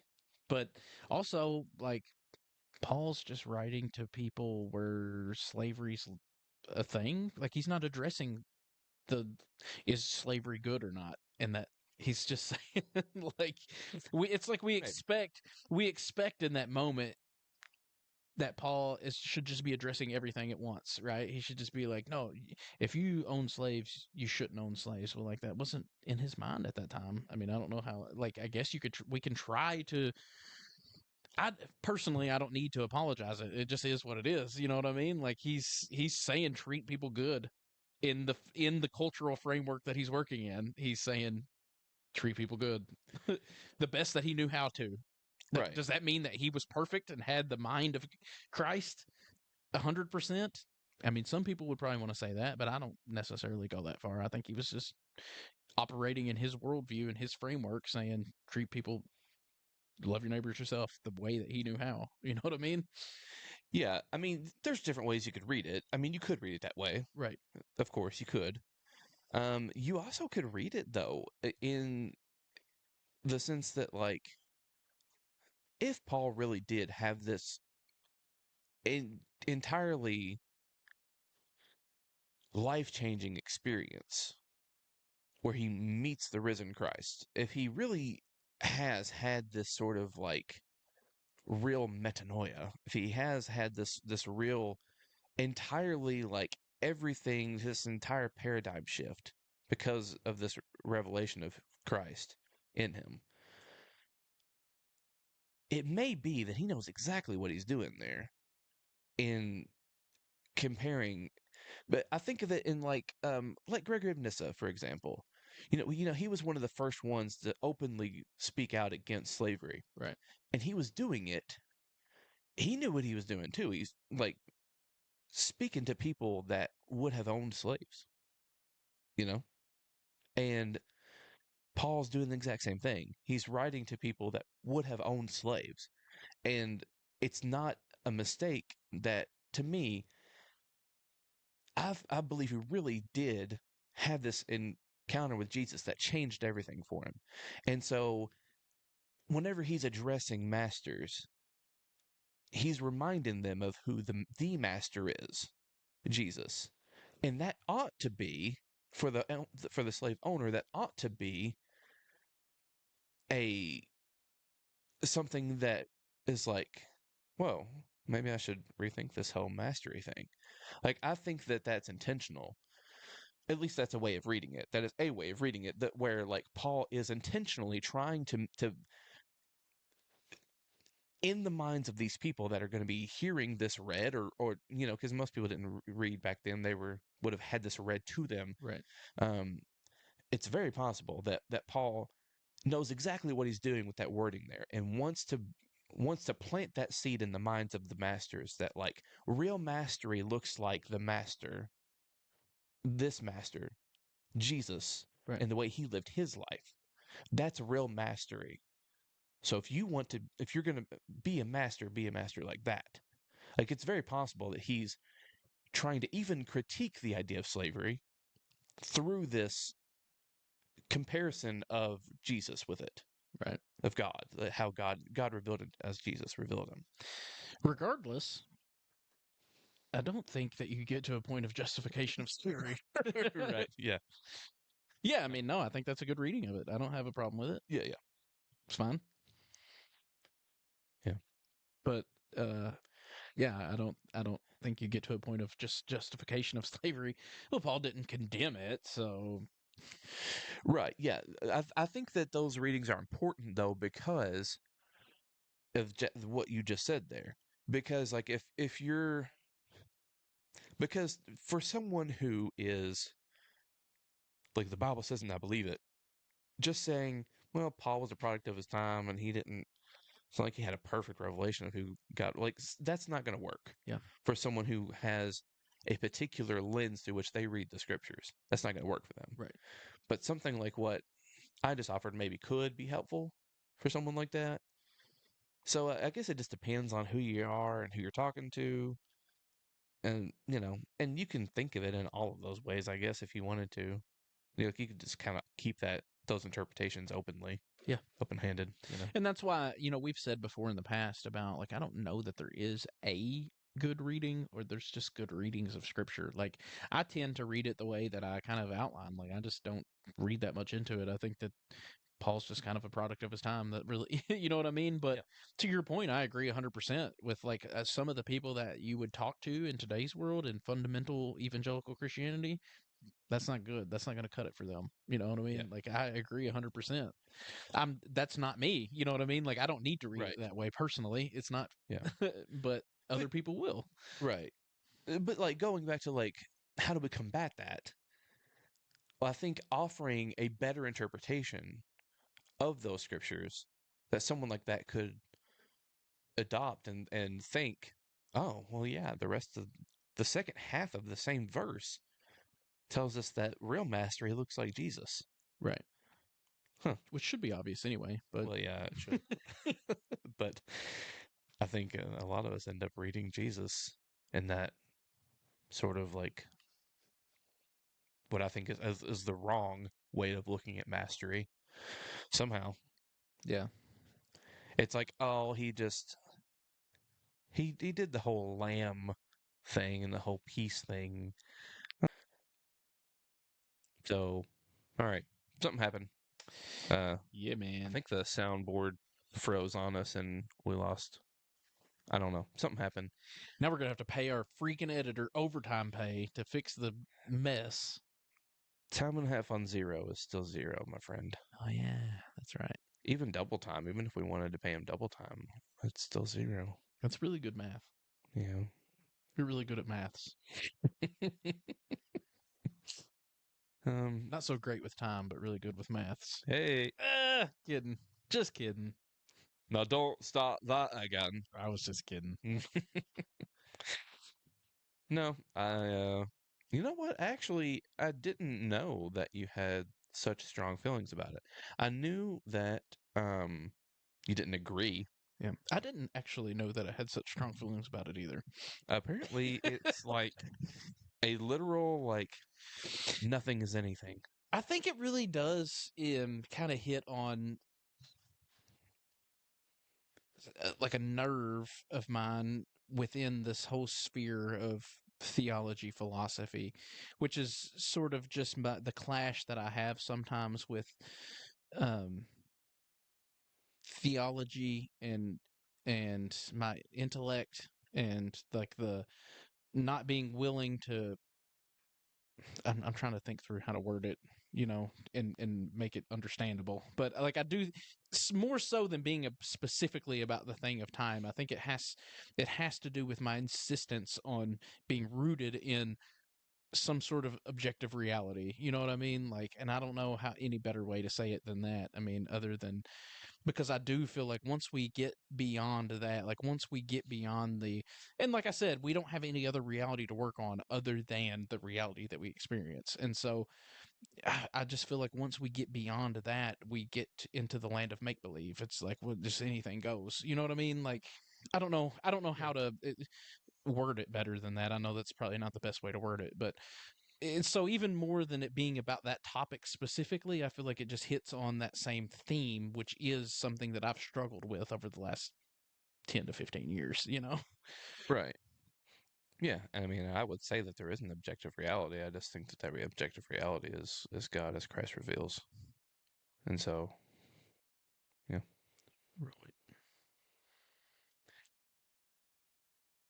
Yeah. Well, we were talking about Doug Wilson Dougie Doug. and some of Doug, the Doug, Doug, Doug, Doug, Doug.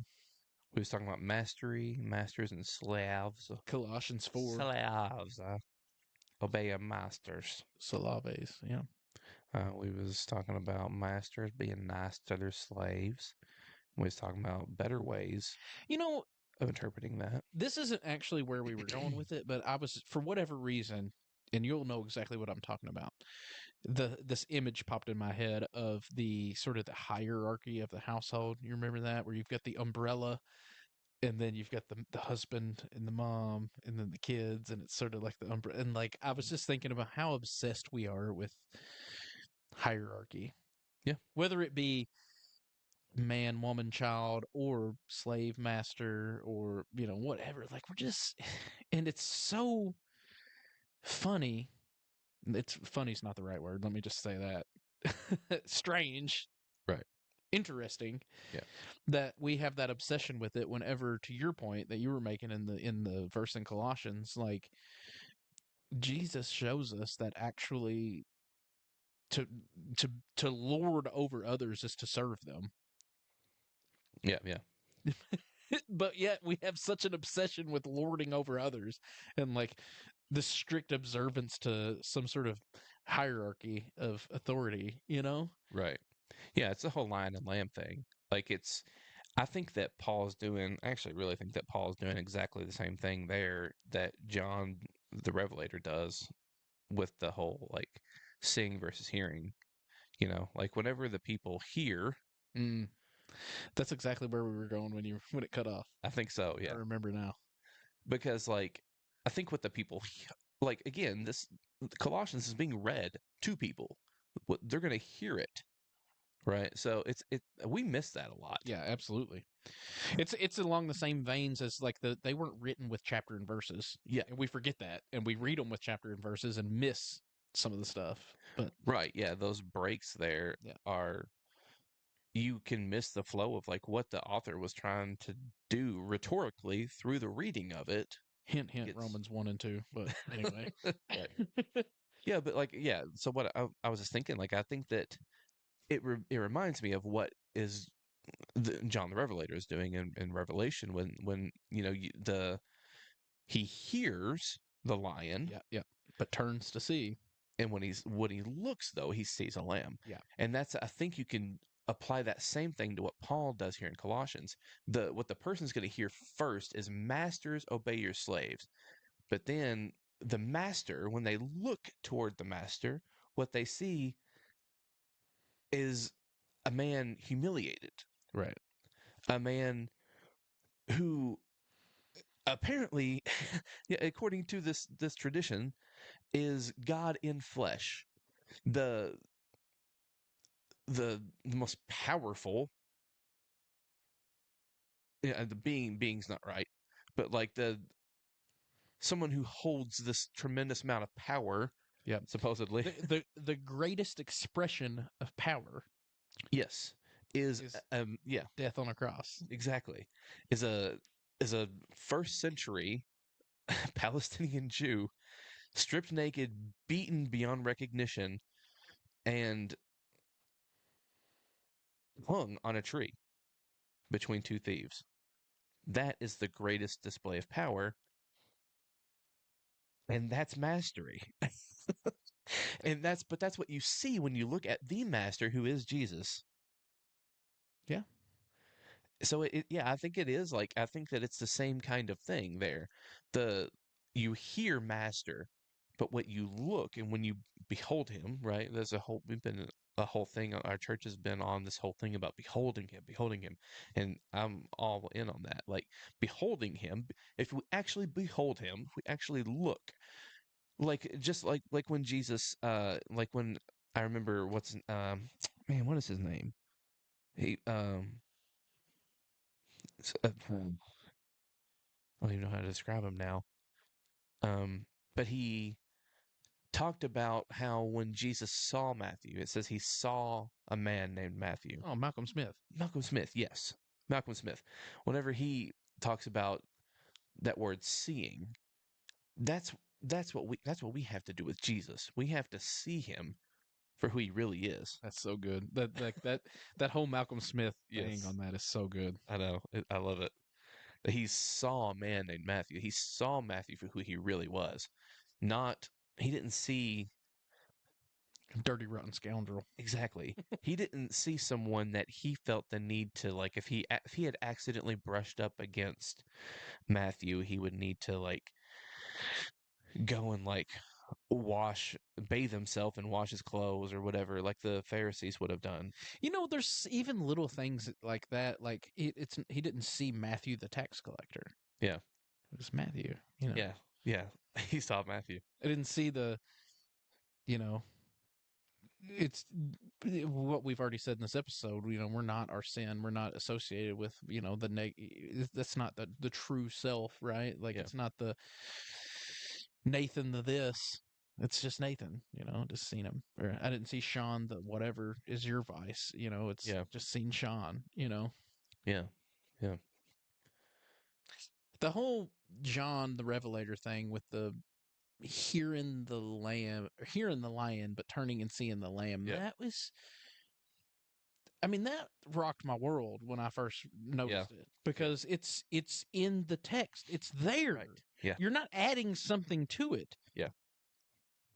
It's not even hidden. It's just reading it. It's literally just there. Yeah. And you don't read it. You don't see it. Like until somebody points that out to you, or at least that was my experience. Right. I'd read it. God knows how many times I'd read it. Yeah. And never noticed that until somebody pointed it out. It was like, well, that completely changes everything. Like Right. that literally changes everything. Yeah. Same thing with the 144,000. He hears a very specific and exclusive number, but when he turns to look, It's uncountable. yeah, there is so many that you could not count it if you tried. Right. Which is funny because so many different like denominations have like the specific 144,000 is the 144,000 is a delusion. Like it's more than 100. It's uncountable. Yeah. More than the sands of the seas. The exclusivity of 144,000 is the delusion. It's more. Yeah. It's uncountable. Right. Yeah. And I really think that we need to remember that more and let that be an interpretive, because like in that connection, like I don't know if I would have even seen that on my own. Like I heard a podcast with Chris Green and they brought that connection out actually. I don't know if I said that or not before, but like whenever Paul is talking about master and slave, you can see it in that same way. Mm-hmm. Like I think that we ought to keep that in mind and that needs to be a regular part of that needs to be part of the lens through which we read the scriptures, is that hearing and seeing something else. But you know what that's not? Flat and easy. No. That requires a little bit of critical thinking. A little bit of introspection. Yeah. you know? Right. Yeah, I mean, if you, I am interested now to go and read a lot of other passages, like certain things that are troubling in the scriptures. If we just think about, we have to keep in mind who Jesus is when we read those things. Because, like, if you I mean, didn't that seems like common sense, but exactly, but we don't. We I have know. such a hard time with that. Yeah, Just when I say it seems like common sense, I'm talking about myself. I mean, because yeah, I don't do it either. just like you could easily read past that whole thing in Colossians about master and slave and think, oh well, that sounds weird, you know. But like, yeah, it only sounds weird to us because we're thinking about it in this wrong side up Which, reality. to your point that you made earlier about Doug Wilson, is mostly just the way it's been handed to us. I mean, it's so hard to break Yeah. out of that. It really is. It's so hard. I still struggle with it to this day. Sometimes I struggle to see it any other way than the way it's been just passed down to me. Like I Yeah. don't. That's difficult, man. It's hard. Yeah. But that's why we got to have grace on people too, Right. Yeah. because just acknowledging it's hard. It's not easy. It's not flat. Yeah.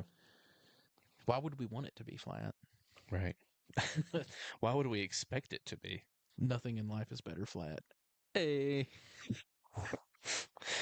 Yeah. I don't know.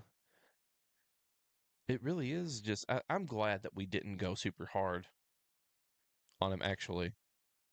On Doug? Yeah. Oh, I can go hard on him if you want me to. I'm kind of glad that we didn't. Yeah. Just because, like, I don't know. I'm really trying hard to practice what I preach. You know. Yeah. Well, the thing is I could go hard on different people for their own beliefs, but anything that I say about anyone else, they could say about me too. Right. Yeah. I've, just to be as open as I can be, in my life, I've been alive for 38 years and I have said sexist things. I have said racist things. I have done all manner of evil. Right. Like Yeah. Yeah. anything that I say about anyone else, any fingers that I point at anyone else, there's going to be 4 pointing right back at me, Right. So it's easy to see it in others, but all you're doing in that is forgetting that was me at one point. I was there. Right. Yeah. No, that doesn't. It's always true as far as like literally there. Maybe I wasn't specifically the same, like had the same thoughts, but the point being, if I accuse someone else of being sexist, I've been sexist. If I accuse someone else of being racist, I've been racist. I've been all these different like negative things that I could point to somebody else and say, you're being this. I've been there. Now, the point isn't to just gloss over those things and to let them slide, but to do so with the acknowledgement that we've all been there. Right. And I mean, dealing with your flesh and sin, all that's like an ongoing process. Right. Like, it's you've never arrived. I don't think you can make progress, but I don't think you ever arrive at like the end of it. If you think you have arrived, that's probably a good indication that you have not. Right. That's really something I've been thinking about, and because I've really been reflecting some on myself and like things that I've said in the past and like certain things that I feel like I've given lip service to, but not actually like really lived myself or really believed myself. Like it's easy for me to be like nobody has perfect theology but me. Right. like be saying like no, not of course no, like no one has perfect theology and everybody's theology is screwed up, but then like kind of secretly believe, oh, like, but mine's right. Yeah. You know. Or even if you're like, well, nobody's got it perfect, but mine's closest. Right. Yeah. know, like, sure, I probably got some things wrong here or there, but I'm closer than Shawn is. Right. Because that's just really easy to do. You know what is actually, I don't know. We've been going now for a while. I don't know how much more we want to say. Because I was getting ready to switch, kind of shift us into something that could Do take it. us into like Do it now. I'm into it. another 2 hours. Who knows? I live here, so Well, I do not. But so I listened to the newest Take Root episode, and it was probably one of my favorite ones that I've ever listened to. shout out Peyton and theirs. Andrew. Yeah. Take root. Well, and so it was kind of like one of those collab things Yeah. because they released it on theirs, and then, which is I listened to it on Take Root's page or whatever. Got to give them a listen, give them credit. Yeah, but they did it with Wes. So Into the Wilderness. yes, or is that what it is? That sounds right. I think that's right. Something Wilderness. Something Wilderness. Pretty sure. Sorry, Wes. We'll look it up and make sure. We want to give a proper shout out. But anyway, continue. But anyway, so Wes was on there and they were talking about eschatology. And it was an interesting experience. And it was one of those things that, like, because I just noticed that, like, it really hit me today because I finished listening to it on my run. And it just kind of really hit me that, like, and this is not something groundbreaking. It's something that me and you have talked about a lot. But, like, man, it really is just funny how people can land in if not the exact same place, very similar places. But if you try to explain how you got there, it is an absolute heretical, like there is no possible way. It's like two complete opposite routes, maybe. And I'm not, I don't, that could be taken the wrong way. I don't necessarily even mean that, like, we take complete opposite routes to get to the same place, but, like, I agreed with all three of those guys on several things, but the way that I get there wouldn't be accepted by any of them, I don't think. You know what I mean? And it just really is interesting. It's kind of like, the thought that I had was kind of like, you know what? This Holy Spirit thing, maybe really does know what it's doing. Maybe the Spirit really is acting and working in every single person's life to bring them to the truth. It doesn't have to, their path doesn't have to look like mine to be. I've had that thought a ton of times, but just between me and you. Because me and you end up in a lot of the same places, but sometimes we go way outside the bounds of each other, like, Right. And then we end up pretty close to the same place in some things, but yeah, the way we go about it's wrong, or not wrong, different. Wrong to the other person. Yeah, wrong to the other person. Anyway, so Wes's show is called A Voice in the Wilderness. A Voice in the Not Wilderness. Into Yes, the Wilderness. A Voice in the Wilderness. Sorry, Wes. But we gave you a proper shout out there. Yeah. So yeah, go check out A Voice in the Wilderness. Check out Take Root. Yep. Those are our pals.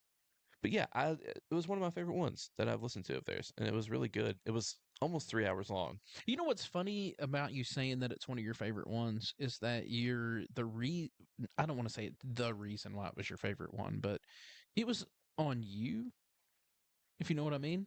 Like, it was because you were able to look past the disagreements and see.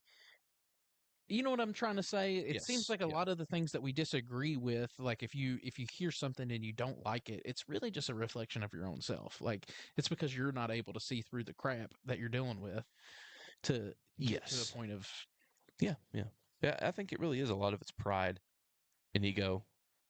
And that's something I've been kind of like realizing about myself, is like I have so much of that's hidden from myself, that's being revealed, that needs to be killed, that needs to die out, that I do pride too. and ego. That's one of the things that I don't know what to do with, because I'm someone who, obviously sees things a little bit different than the crowds that we hang out with. Yeah. And I know that. And I'm okay with it. I'm comfortable with that. But where it strikes me is like where I really struggle with that ego thing is like when I feel like everybody's looking at me like I'm the crazy person.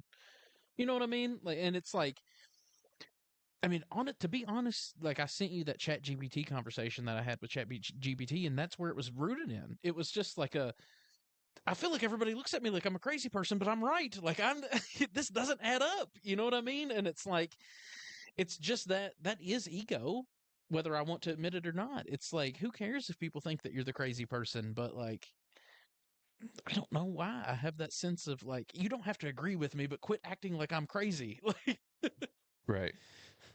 Yeah. Yeah.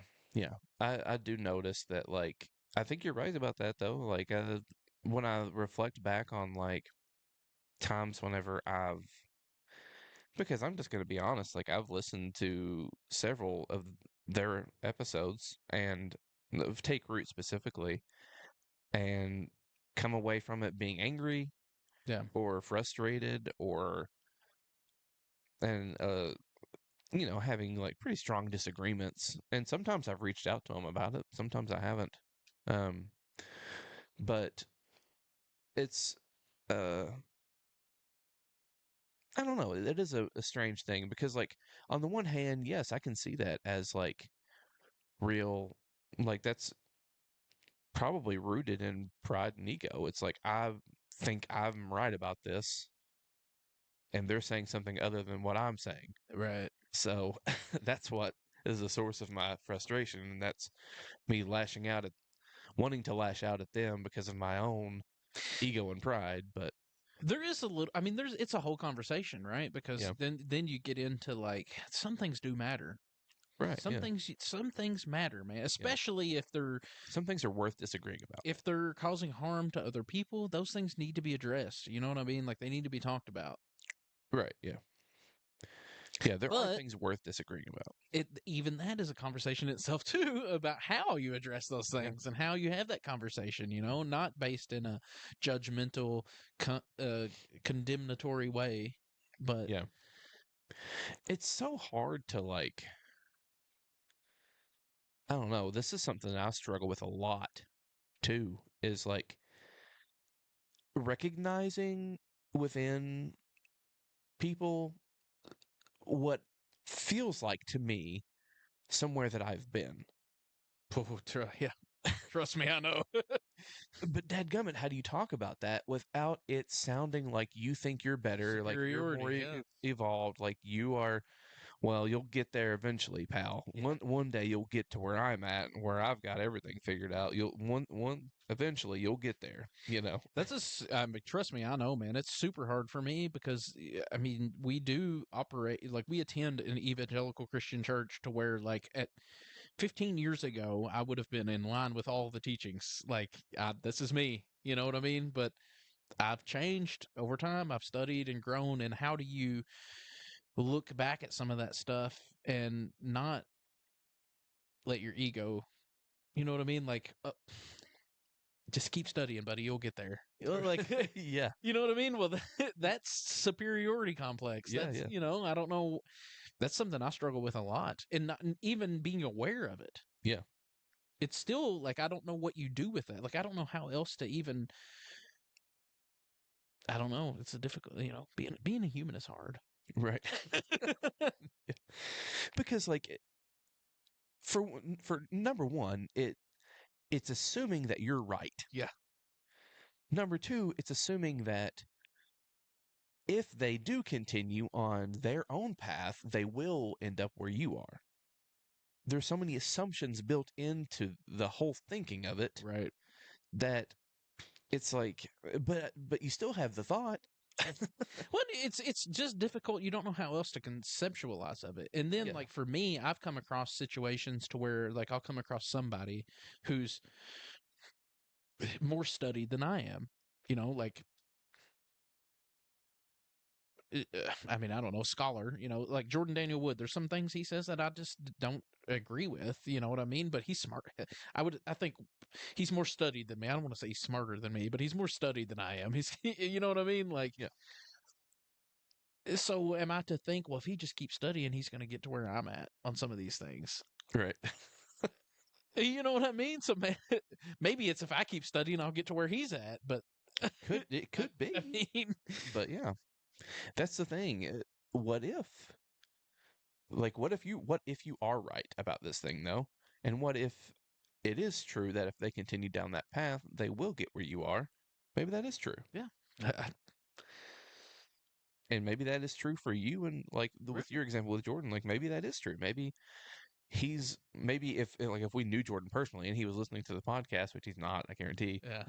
But if he's not gonna waste his time with this show, but if he was, then maybe he would be like, "Oh, guys, just keep going, you'll get here." Which actually, the only reason, the only thing that came to mind in that moment, he was the one that came to mind, and I actually don't disagree with him on much of anything, Right. other than the time thing. Yeah. Which, other than that was fresh on my mind. I guess that's the reason why he came up. But Yeah. other than that, I mean, he's a universalist.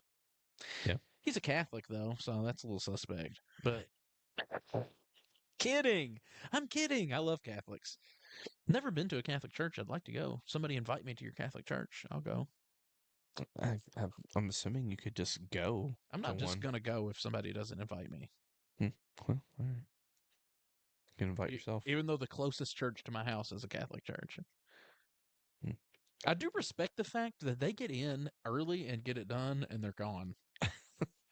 Like sometimes I'll go out for a run and they're all showing up. Yeah. And I'll run for like an hour, come back, and they're leaving. Like they're done for. And I respect that. And I Yeah. don't mean that. I do not mean that sarcastically. I legitimately mean that. Yeah. Yeah. I mean, there's certain times when I think that's how our service should be, really. I mean, that's one of my critiques, I would say, and I'm not trying to critique our church or be hard on our church, but that is one of the things. Sometimes I'll just be like, I'm ready to go. Like I'm hungry, and I'm ready to go. Yeah. Well, so that's another thing that they kind of talked about in that podcast. Um, and I agreed mostly, I think. Like on the one hand, like I think Peyton said something about our services being long and was like, well, if you don't want to, if you don't like that the services are long, then just leave or whatever. Yep. Like on the one hand, like I get that, but on the other, he also followed that up by saying this, and I do agree with this too, which is that we don't have to drag it out either. Like Right. like That's my point. right. Like there's been several times whenever we've done a song and you can feel like the spirit is moving and people are engaged in the song and engaging in worship and during this one song, and it's kind of like, well, that was good. Well, we can just call it good, right? With the one song. Like, why do we have to do three or four? Right. Like if the first one hits, then let's just let's move to the sermon, and like, why do we have to do three or four more? Right. That was more my point with it. Also, I didn't listen to their episode, so I'm not going to critique it, Right, I yeah. guess. But I would say that I think that to just say, well, you could just leave is a little bit naive. There's a lot more that goes into why you go where you go and Right, yeah. what's involved in all that. There's a lot more than just like, well, I like the preacher or I like their music. Like, take it from someone who knows from personal experience. There's a lot more that goes into why you go where you go than just that. There's community aspect, history, family. Yeah. A lot of factors into that. So Yeah. Right. But yeah. But I mean, anyway, we don't have to keep commenting on the podcast. It came up whenever you. I haven't talking heard about that that. episode, so I don't want to say anything that's presumptuous, because I didn't listen. But yet, Right. not yet. Yeah. But I have had that same thought before. Like, we'll do a song, and I'm like, well, we can just call it good right now, right? Like, Which I admittedly, and we've hinted at this before. We haven't actually, I don't think, done an episode yet, but we've talked about doing a full episode. I've got some weird stuff with me in worship service. yeah. I'm a weird guy. I've got a weird relationship with the Bible. I've got a super weird relationship with worship service and all that stuff. So just organized religion in general. Me, just, I don't know. Which is funny. Man, so many things keep coming up, things that I thought we might end up talking about tonight. But like, we've already been going for quite a while. Like, at this point, with the addition, like when I piece the two videos together, we're going to be at over 2 hours at this That's how I know you like me, because you'll just sit here and talk to me. point. It's, I mean, their episode was almost 3, so I guess we've done 3-hour ones before. I guess we could keep going. Yeah, I mean, we can do whatever. Like I said, it's kind of up to you because I live here. I'm not going anywhere. But well, now I don't even remember what I was gonna say. What's the last thing you said? That I didn't listen yet, so I didn't want to comment on I it. said something after that though, because it reminded me of. Oh, you said something about a religion. Oh yeah, you're right. I got a weird relationship with the Bible and with worship service and even just organized religion in general. Right. So there's a kind of like buzzword and in certain Christian circles, and in some of our own circles of religion, like religion used as like a bad word. It's a relationship, not a religion. So, like, what does that mean to you? That was something I thought about today because they actually, uh, Wes and Peyton and Andrew, all three of them used the term religion in the So podcast. when I say organized religion, what I'm talking about is just sort of Right. the fundamental anything that's in the bounds of what is considered this is inbounds and those over there are out of bounds. It's that inbounds, right? So it's like if you are a Christian and anything else that doesn't fit within your boundaries of what you consider to be true Christianity, that's an organized religion. That's religion. You know what I mean? So, yes, but is that what you hear whenever someone talks about religion in that negative sense? Do you even know what I'm saying? No. So like there's a lot of people that talk about religion in like almost using it as like a derogatory term, as like a well think about like that song Make Room. Tear down the walls of all my religion. Yeah. Like I think a lot of people some people probably associate it with legalism, like religion in that Yeah. sense. But I don't know what everyone means by it all the time. It is kind of a funny word. I mean, I guess, yeah, that is sort of what I think about when I hear, like, when I use the term religion, I'm thinking about, like, your version of whatever your belief system is that's quote unquote inbounds, and then everything else is out of bounds. Well, then that your inbounds is the religion itself, right? So, like, if your version, you're a Christian, and what it you define a Christian by these set of doctrines, and anything that doesn't fit within this box is out of bounds. Well, then that's a religion. That within that box there that you've constrained everything to, that's your religion. You know what I mean? Well, see, I don't think that everyone means it in that way, though. And so when I say organized religion, I'm talking specifically about like the Catholic faith is an organized religion. It Right. has a certain set of doctrines that are orthodox to it. There are certain Yes. heresies, and so that is an organized religion, right? Yeah. Or like, so that's what I mean when I say it. But Right. But I guess what I'm trying to say is like I think the term the word itself is used in two different ways. I agree. Yeah. The way that you just outlined there, but then also in that sort of negative sense that a lot of folks use it in, and I don't always know what they mean by it, and I'm curious what they mean by it. Right. Because like it does make me like is by if whenever we say religion, like and we use it in that negative sense, do we just mean anything we disagree with? Like what are we actually talking about? Right. Like And see, when I say that I have a negative, not negative, but I have a strained relationship, a weird relationship with it, it's just because I don't like anything to be out of bounds. I like everything to be open. You know what I mean? Everything's on the table. And so once we start saying this is okay, but anything over here, you can't, no. That's bad. That's out of bounds. Well, then that to me, that's why I have a weird relationship with it. Like to me, yeah.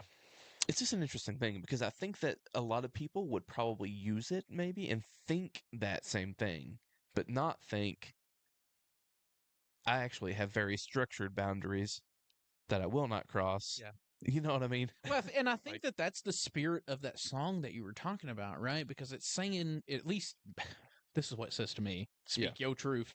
What yeah, it speaks to me is like the preconceived notions of my boundaries, quote unquote, that I've set up, right? Like my religion shouldn't prevent me from experiencing God, right? So, like, please, if whatever those man-made boundaries are that I've set up, if that's what's preventing me from experiencing God, then tear that down. That's what that means to me. I can't speak for anybody yeah, else, yeah, yeah. Yeah, I but think it's that. also Yeah, that's coming from somebody who thinks all religions are man-made religions, right? To a certain extent, even including Christianity. Like I think all right. organized religion is man-made. So like, yeah, tear down all this man-made crap that stands in the way between me and actually experiencing God. So Right. Which is just one of those things. Like, I think that if they could hear it, they would agree with you. yeah, But I think that a lot of folks would hear what you just said and be offended by it right, and miss the part where, like, that's actually what they mean too. yeah. It's actually what they mean by it as well. That's the funny thing about language. Yeah. Because when I say that, I didn't say that Jesus was man-made. Right. I said that organized Christianity was a man-made religion, right? Right. Like, Yeah. Yeah. Anyway, that was just a thought that I had today whenever I was listening to their podcast, and that term kept coming up. But it's not just them. Like I've heard yeah, tons of yeah. people use that term religion in that sort of negative Oh, I sense. know exactly what you're talking about. I've heard that too. Yeah. So it's but what made me what I don't think so it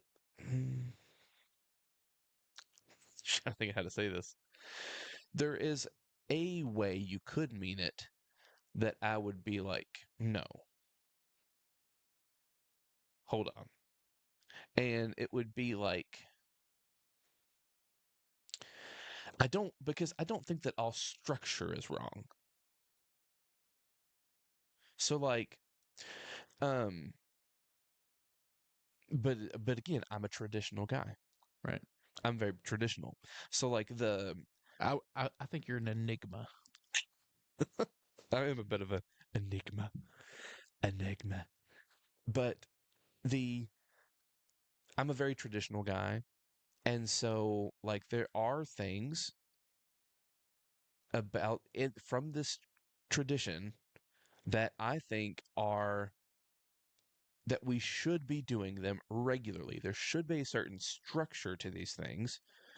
I think that we should be following the lectionary, for example. I think we should be doing um, taking communion every single service. I think we should be um, incorporating at least some sort of liturgy into the services. I think these things are good for us, whether we realize it or not. And I think that, but a lot of people would hear me say that and think, that's very not Pentecostal of you. That's very you're being so restrictive. You're trying to put me in a box. Let the Holy Spirit do what it wants to do. Like that's just I mean the Holy Spirit has given us these traditions though, Yeah. right? I mean, I don't necessarily disagree. The only thing I would disagree with is the word should. But I think, because I think should implies that there is a right or wrong. Like, we should be doing this, where I think that they're good for I do think us. that they're good things. And if you want to do them every time, then there's no harm in doing that. I think that's a Yeah. great thing, like, I say should in the sense of like not because again it's not it's for me it's not a legalism thing. It's not a I have to do this right. just because it Because says it's so. required. Yeah. Right. But it's a should because I am Because it's convinced beneficial. it's good for us. Yeah. Yeah. And so yeah, I think that we ought to be doing those things for that reason. But again, to some people that sounds like we're getting too structured, too um like we're not leaning on the spirit enough. Like Whatever that means. right. Like the services should be more free flowing because We don't want to quench the spirit. Well, like I, in one sense, I understand that, but that doesn't mean that you can't. For one, that ignores the fact that the Holy Spirit has, through the church, given us these traditions, and number two, it ignores the fact that just because you have a structure doesn't mean the Holy Spirit can't move within that structure. Right. Well, I always used to hate this idea of like anti-structure. Whenever like, man, we've always had a structure. Right. Yeah. We always have. Yeah. We have one whether we realize it or not. Right. Yeah.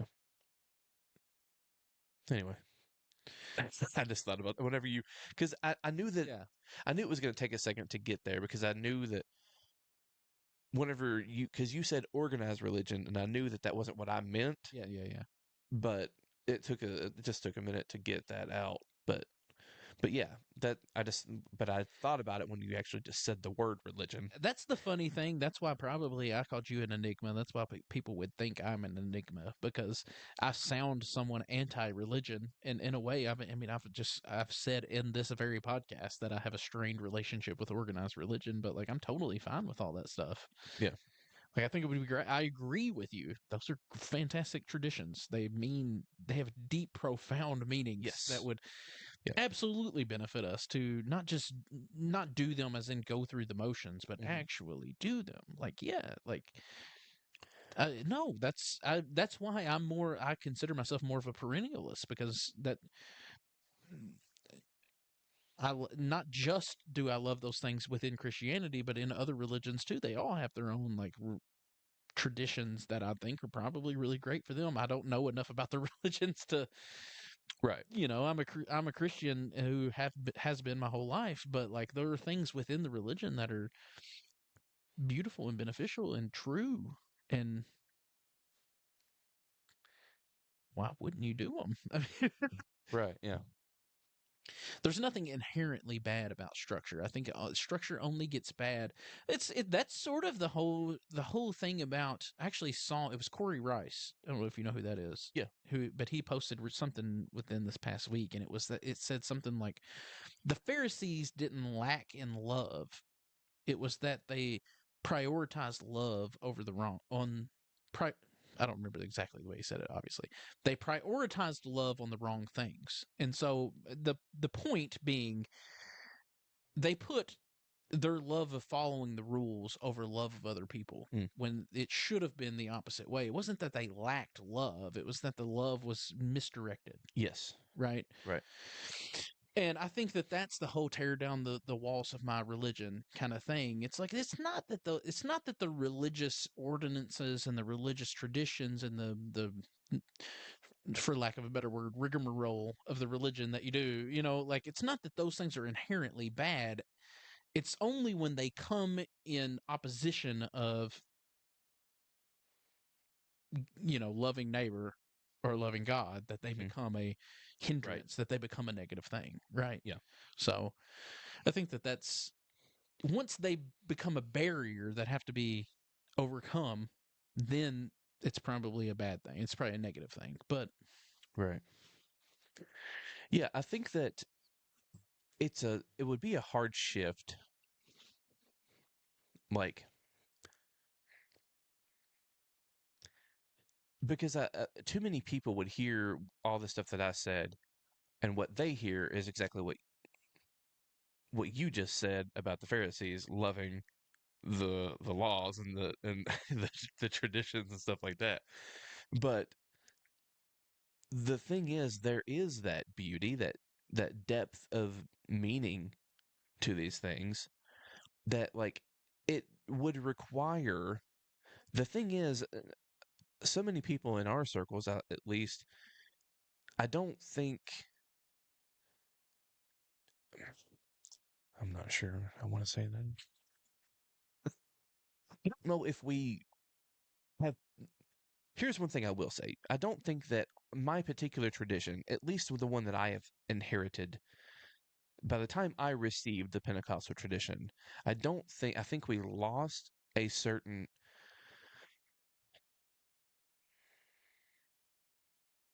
under understanding of the depth of meaning and the importance of these traditions of the church that go back to the beginning.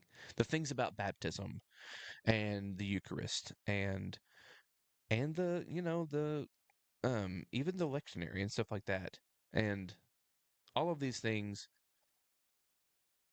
I think are good for us, but they can sound like, if you don't understand the depths of them, they can sound like shallow. They can sound shallow. They can sound like just we're just doing this for the sake of doing it. Checking the box. Yes. It's what we're supposed to do, so we're doing it. But there's but like yeah, like I said, there's a real depth of meaning to all of this, and I think if you can see that, going back to the whole beholding thing, if you can see it for what it really is, just like Jesus saw Matthew for who he realized, if you can see these traditions, if you can see the Eucharist, or if you can see the baptism, if you can see all these things, these what's the word for them now? Sacraments. Yeah. If you can see all the sacraments for what they really are, if you can behold him in the sacraments, then it will change our lives. It is good for us. Yeah. I think that one of the things that factor into that is just within, because you were talking about our tradition, is just the lack of knowledge of the ancient church. Yeah. Because that's something that for you personally has changed and has given you, I feel like I can speak on this because I know you pretty well. We have these conversations a lot. Is you grew in your appreciation of the early church and the early church fathers, and you've taken time to understand how the tradition has developed over time, and that's given you a deeper appreciation for the sacraments because that's part of the tradition that's developed over time, right? Right. But at least my understanding of the kind of Pentecostalism that we've had kind of been in is there's not a lot of understanding of the tradition, right? Because tradition's a bad word, so it's not something that we've taken the time to understand. Like that's kind of the one thing that I've realized in taking classes at Global Grace Seminary is like I've had a pretty good, like I knew my Bible, absolutely.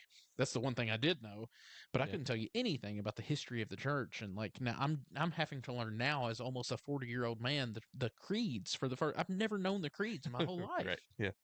Yeah, Yeah, and that shouldn't be, in my opinion. That shouldn't be. We shouldn't have found that out. And I don't, here's why I'm wanting to be very, very careful what I'm saying. I don't want to place blame on anyone no, or absolutely. shame anyone or make anyone feel bad about, like, people that have pastored or taught or even my parents or whoever may be listening to this. Like, I don't want to make anyone feel bad about that. But I just want to be honest about because we can only, every generation is going to hand certain things on to the next one. And for whatever the reasons were, what I received was seemingly completely devoid of any rootedness in the ancient church. Right. For just a lack of better words, I don't. There's probably a better way to word that, but yeah, just from my outside perspective, it seemed like it was like tradition was seen as a negative thing, a bad, almost like really was almost kind of seen as a negative thing. Like that's the thing that we shun is tradition. Yeah, in a way, except for our own tradition. right. So, like a lot of the early Pentecostals, I think, believed what they were doing was getting back to the early church, which is interesting, right? Because, and in some ways, maybe they were, Yeah. but in what we ended up doing was just replacing one element and leaving others behind. You know what I mean? It was like they wanted more freedom of the spirit, and the church, it was too high church, right? There was too much structure. Yeah. And so it was restrictive. It's too much, so much structure that it became restrictive. Yes. And so it was that sort of like, out of that sort of, at least from my very limited understanding of a little bit of the history of it, like it was that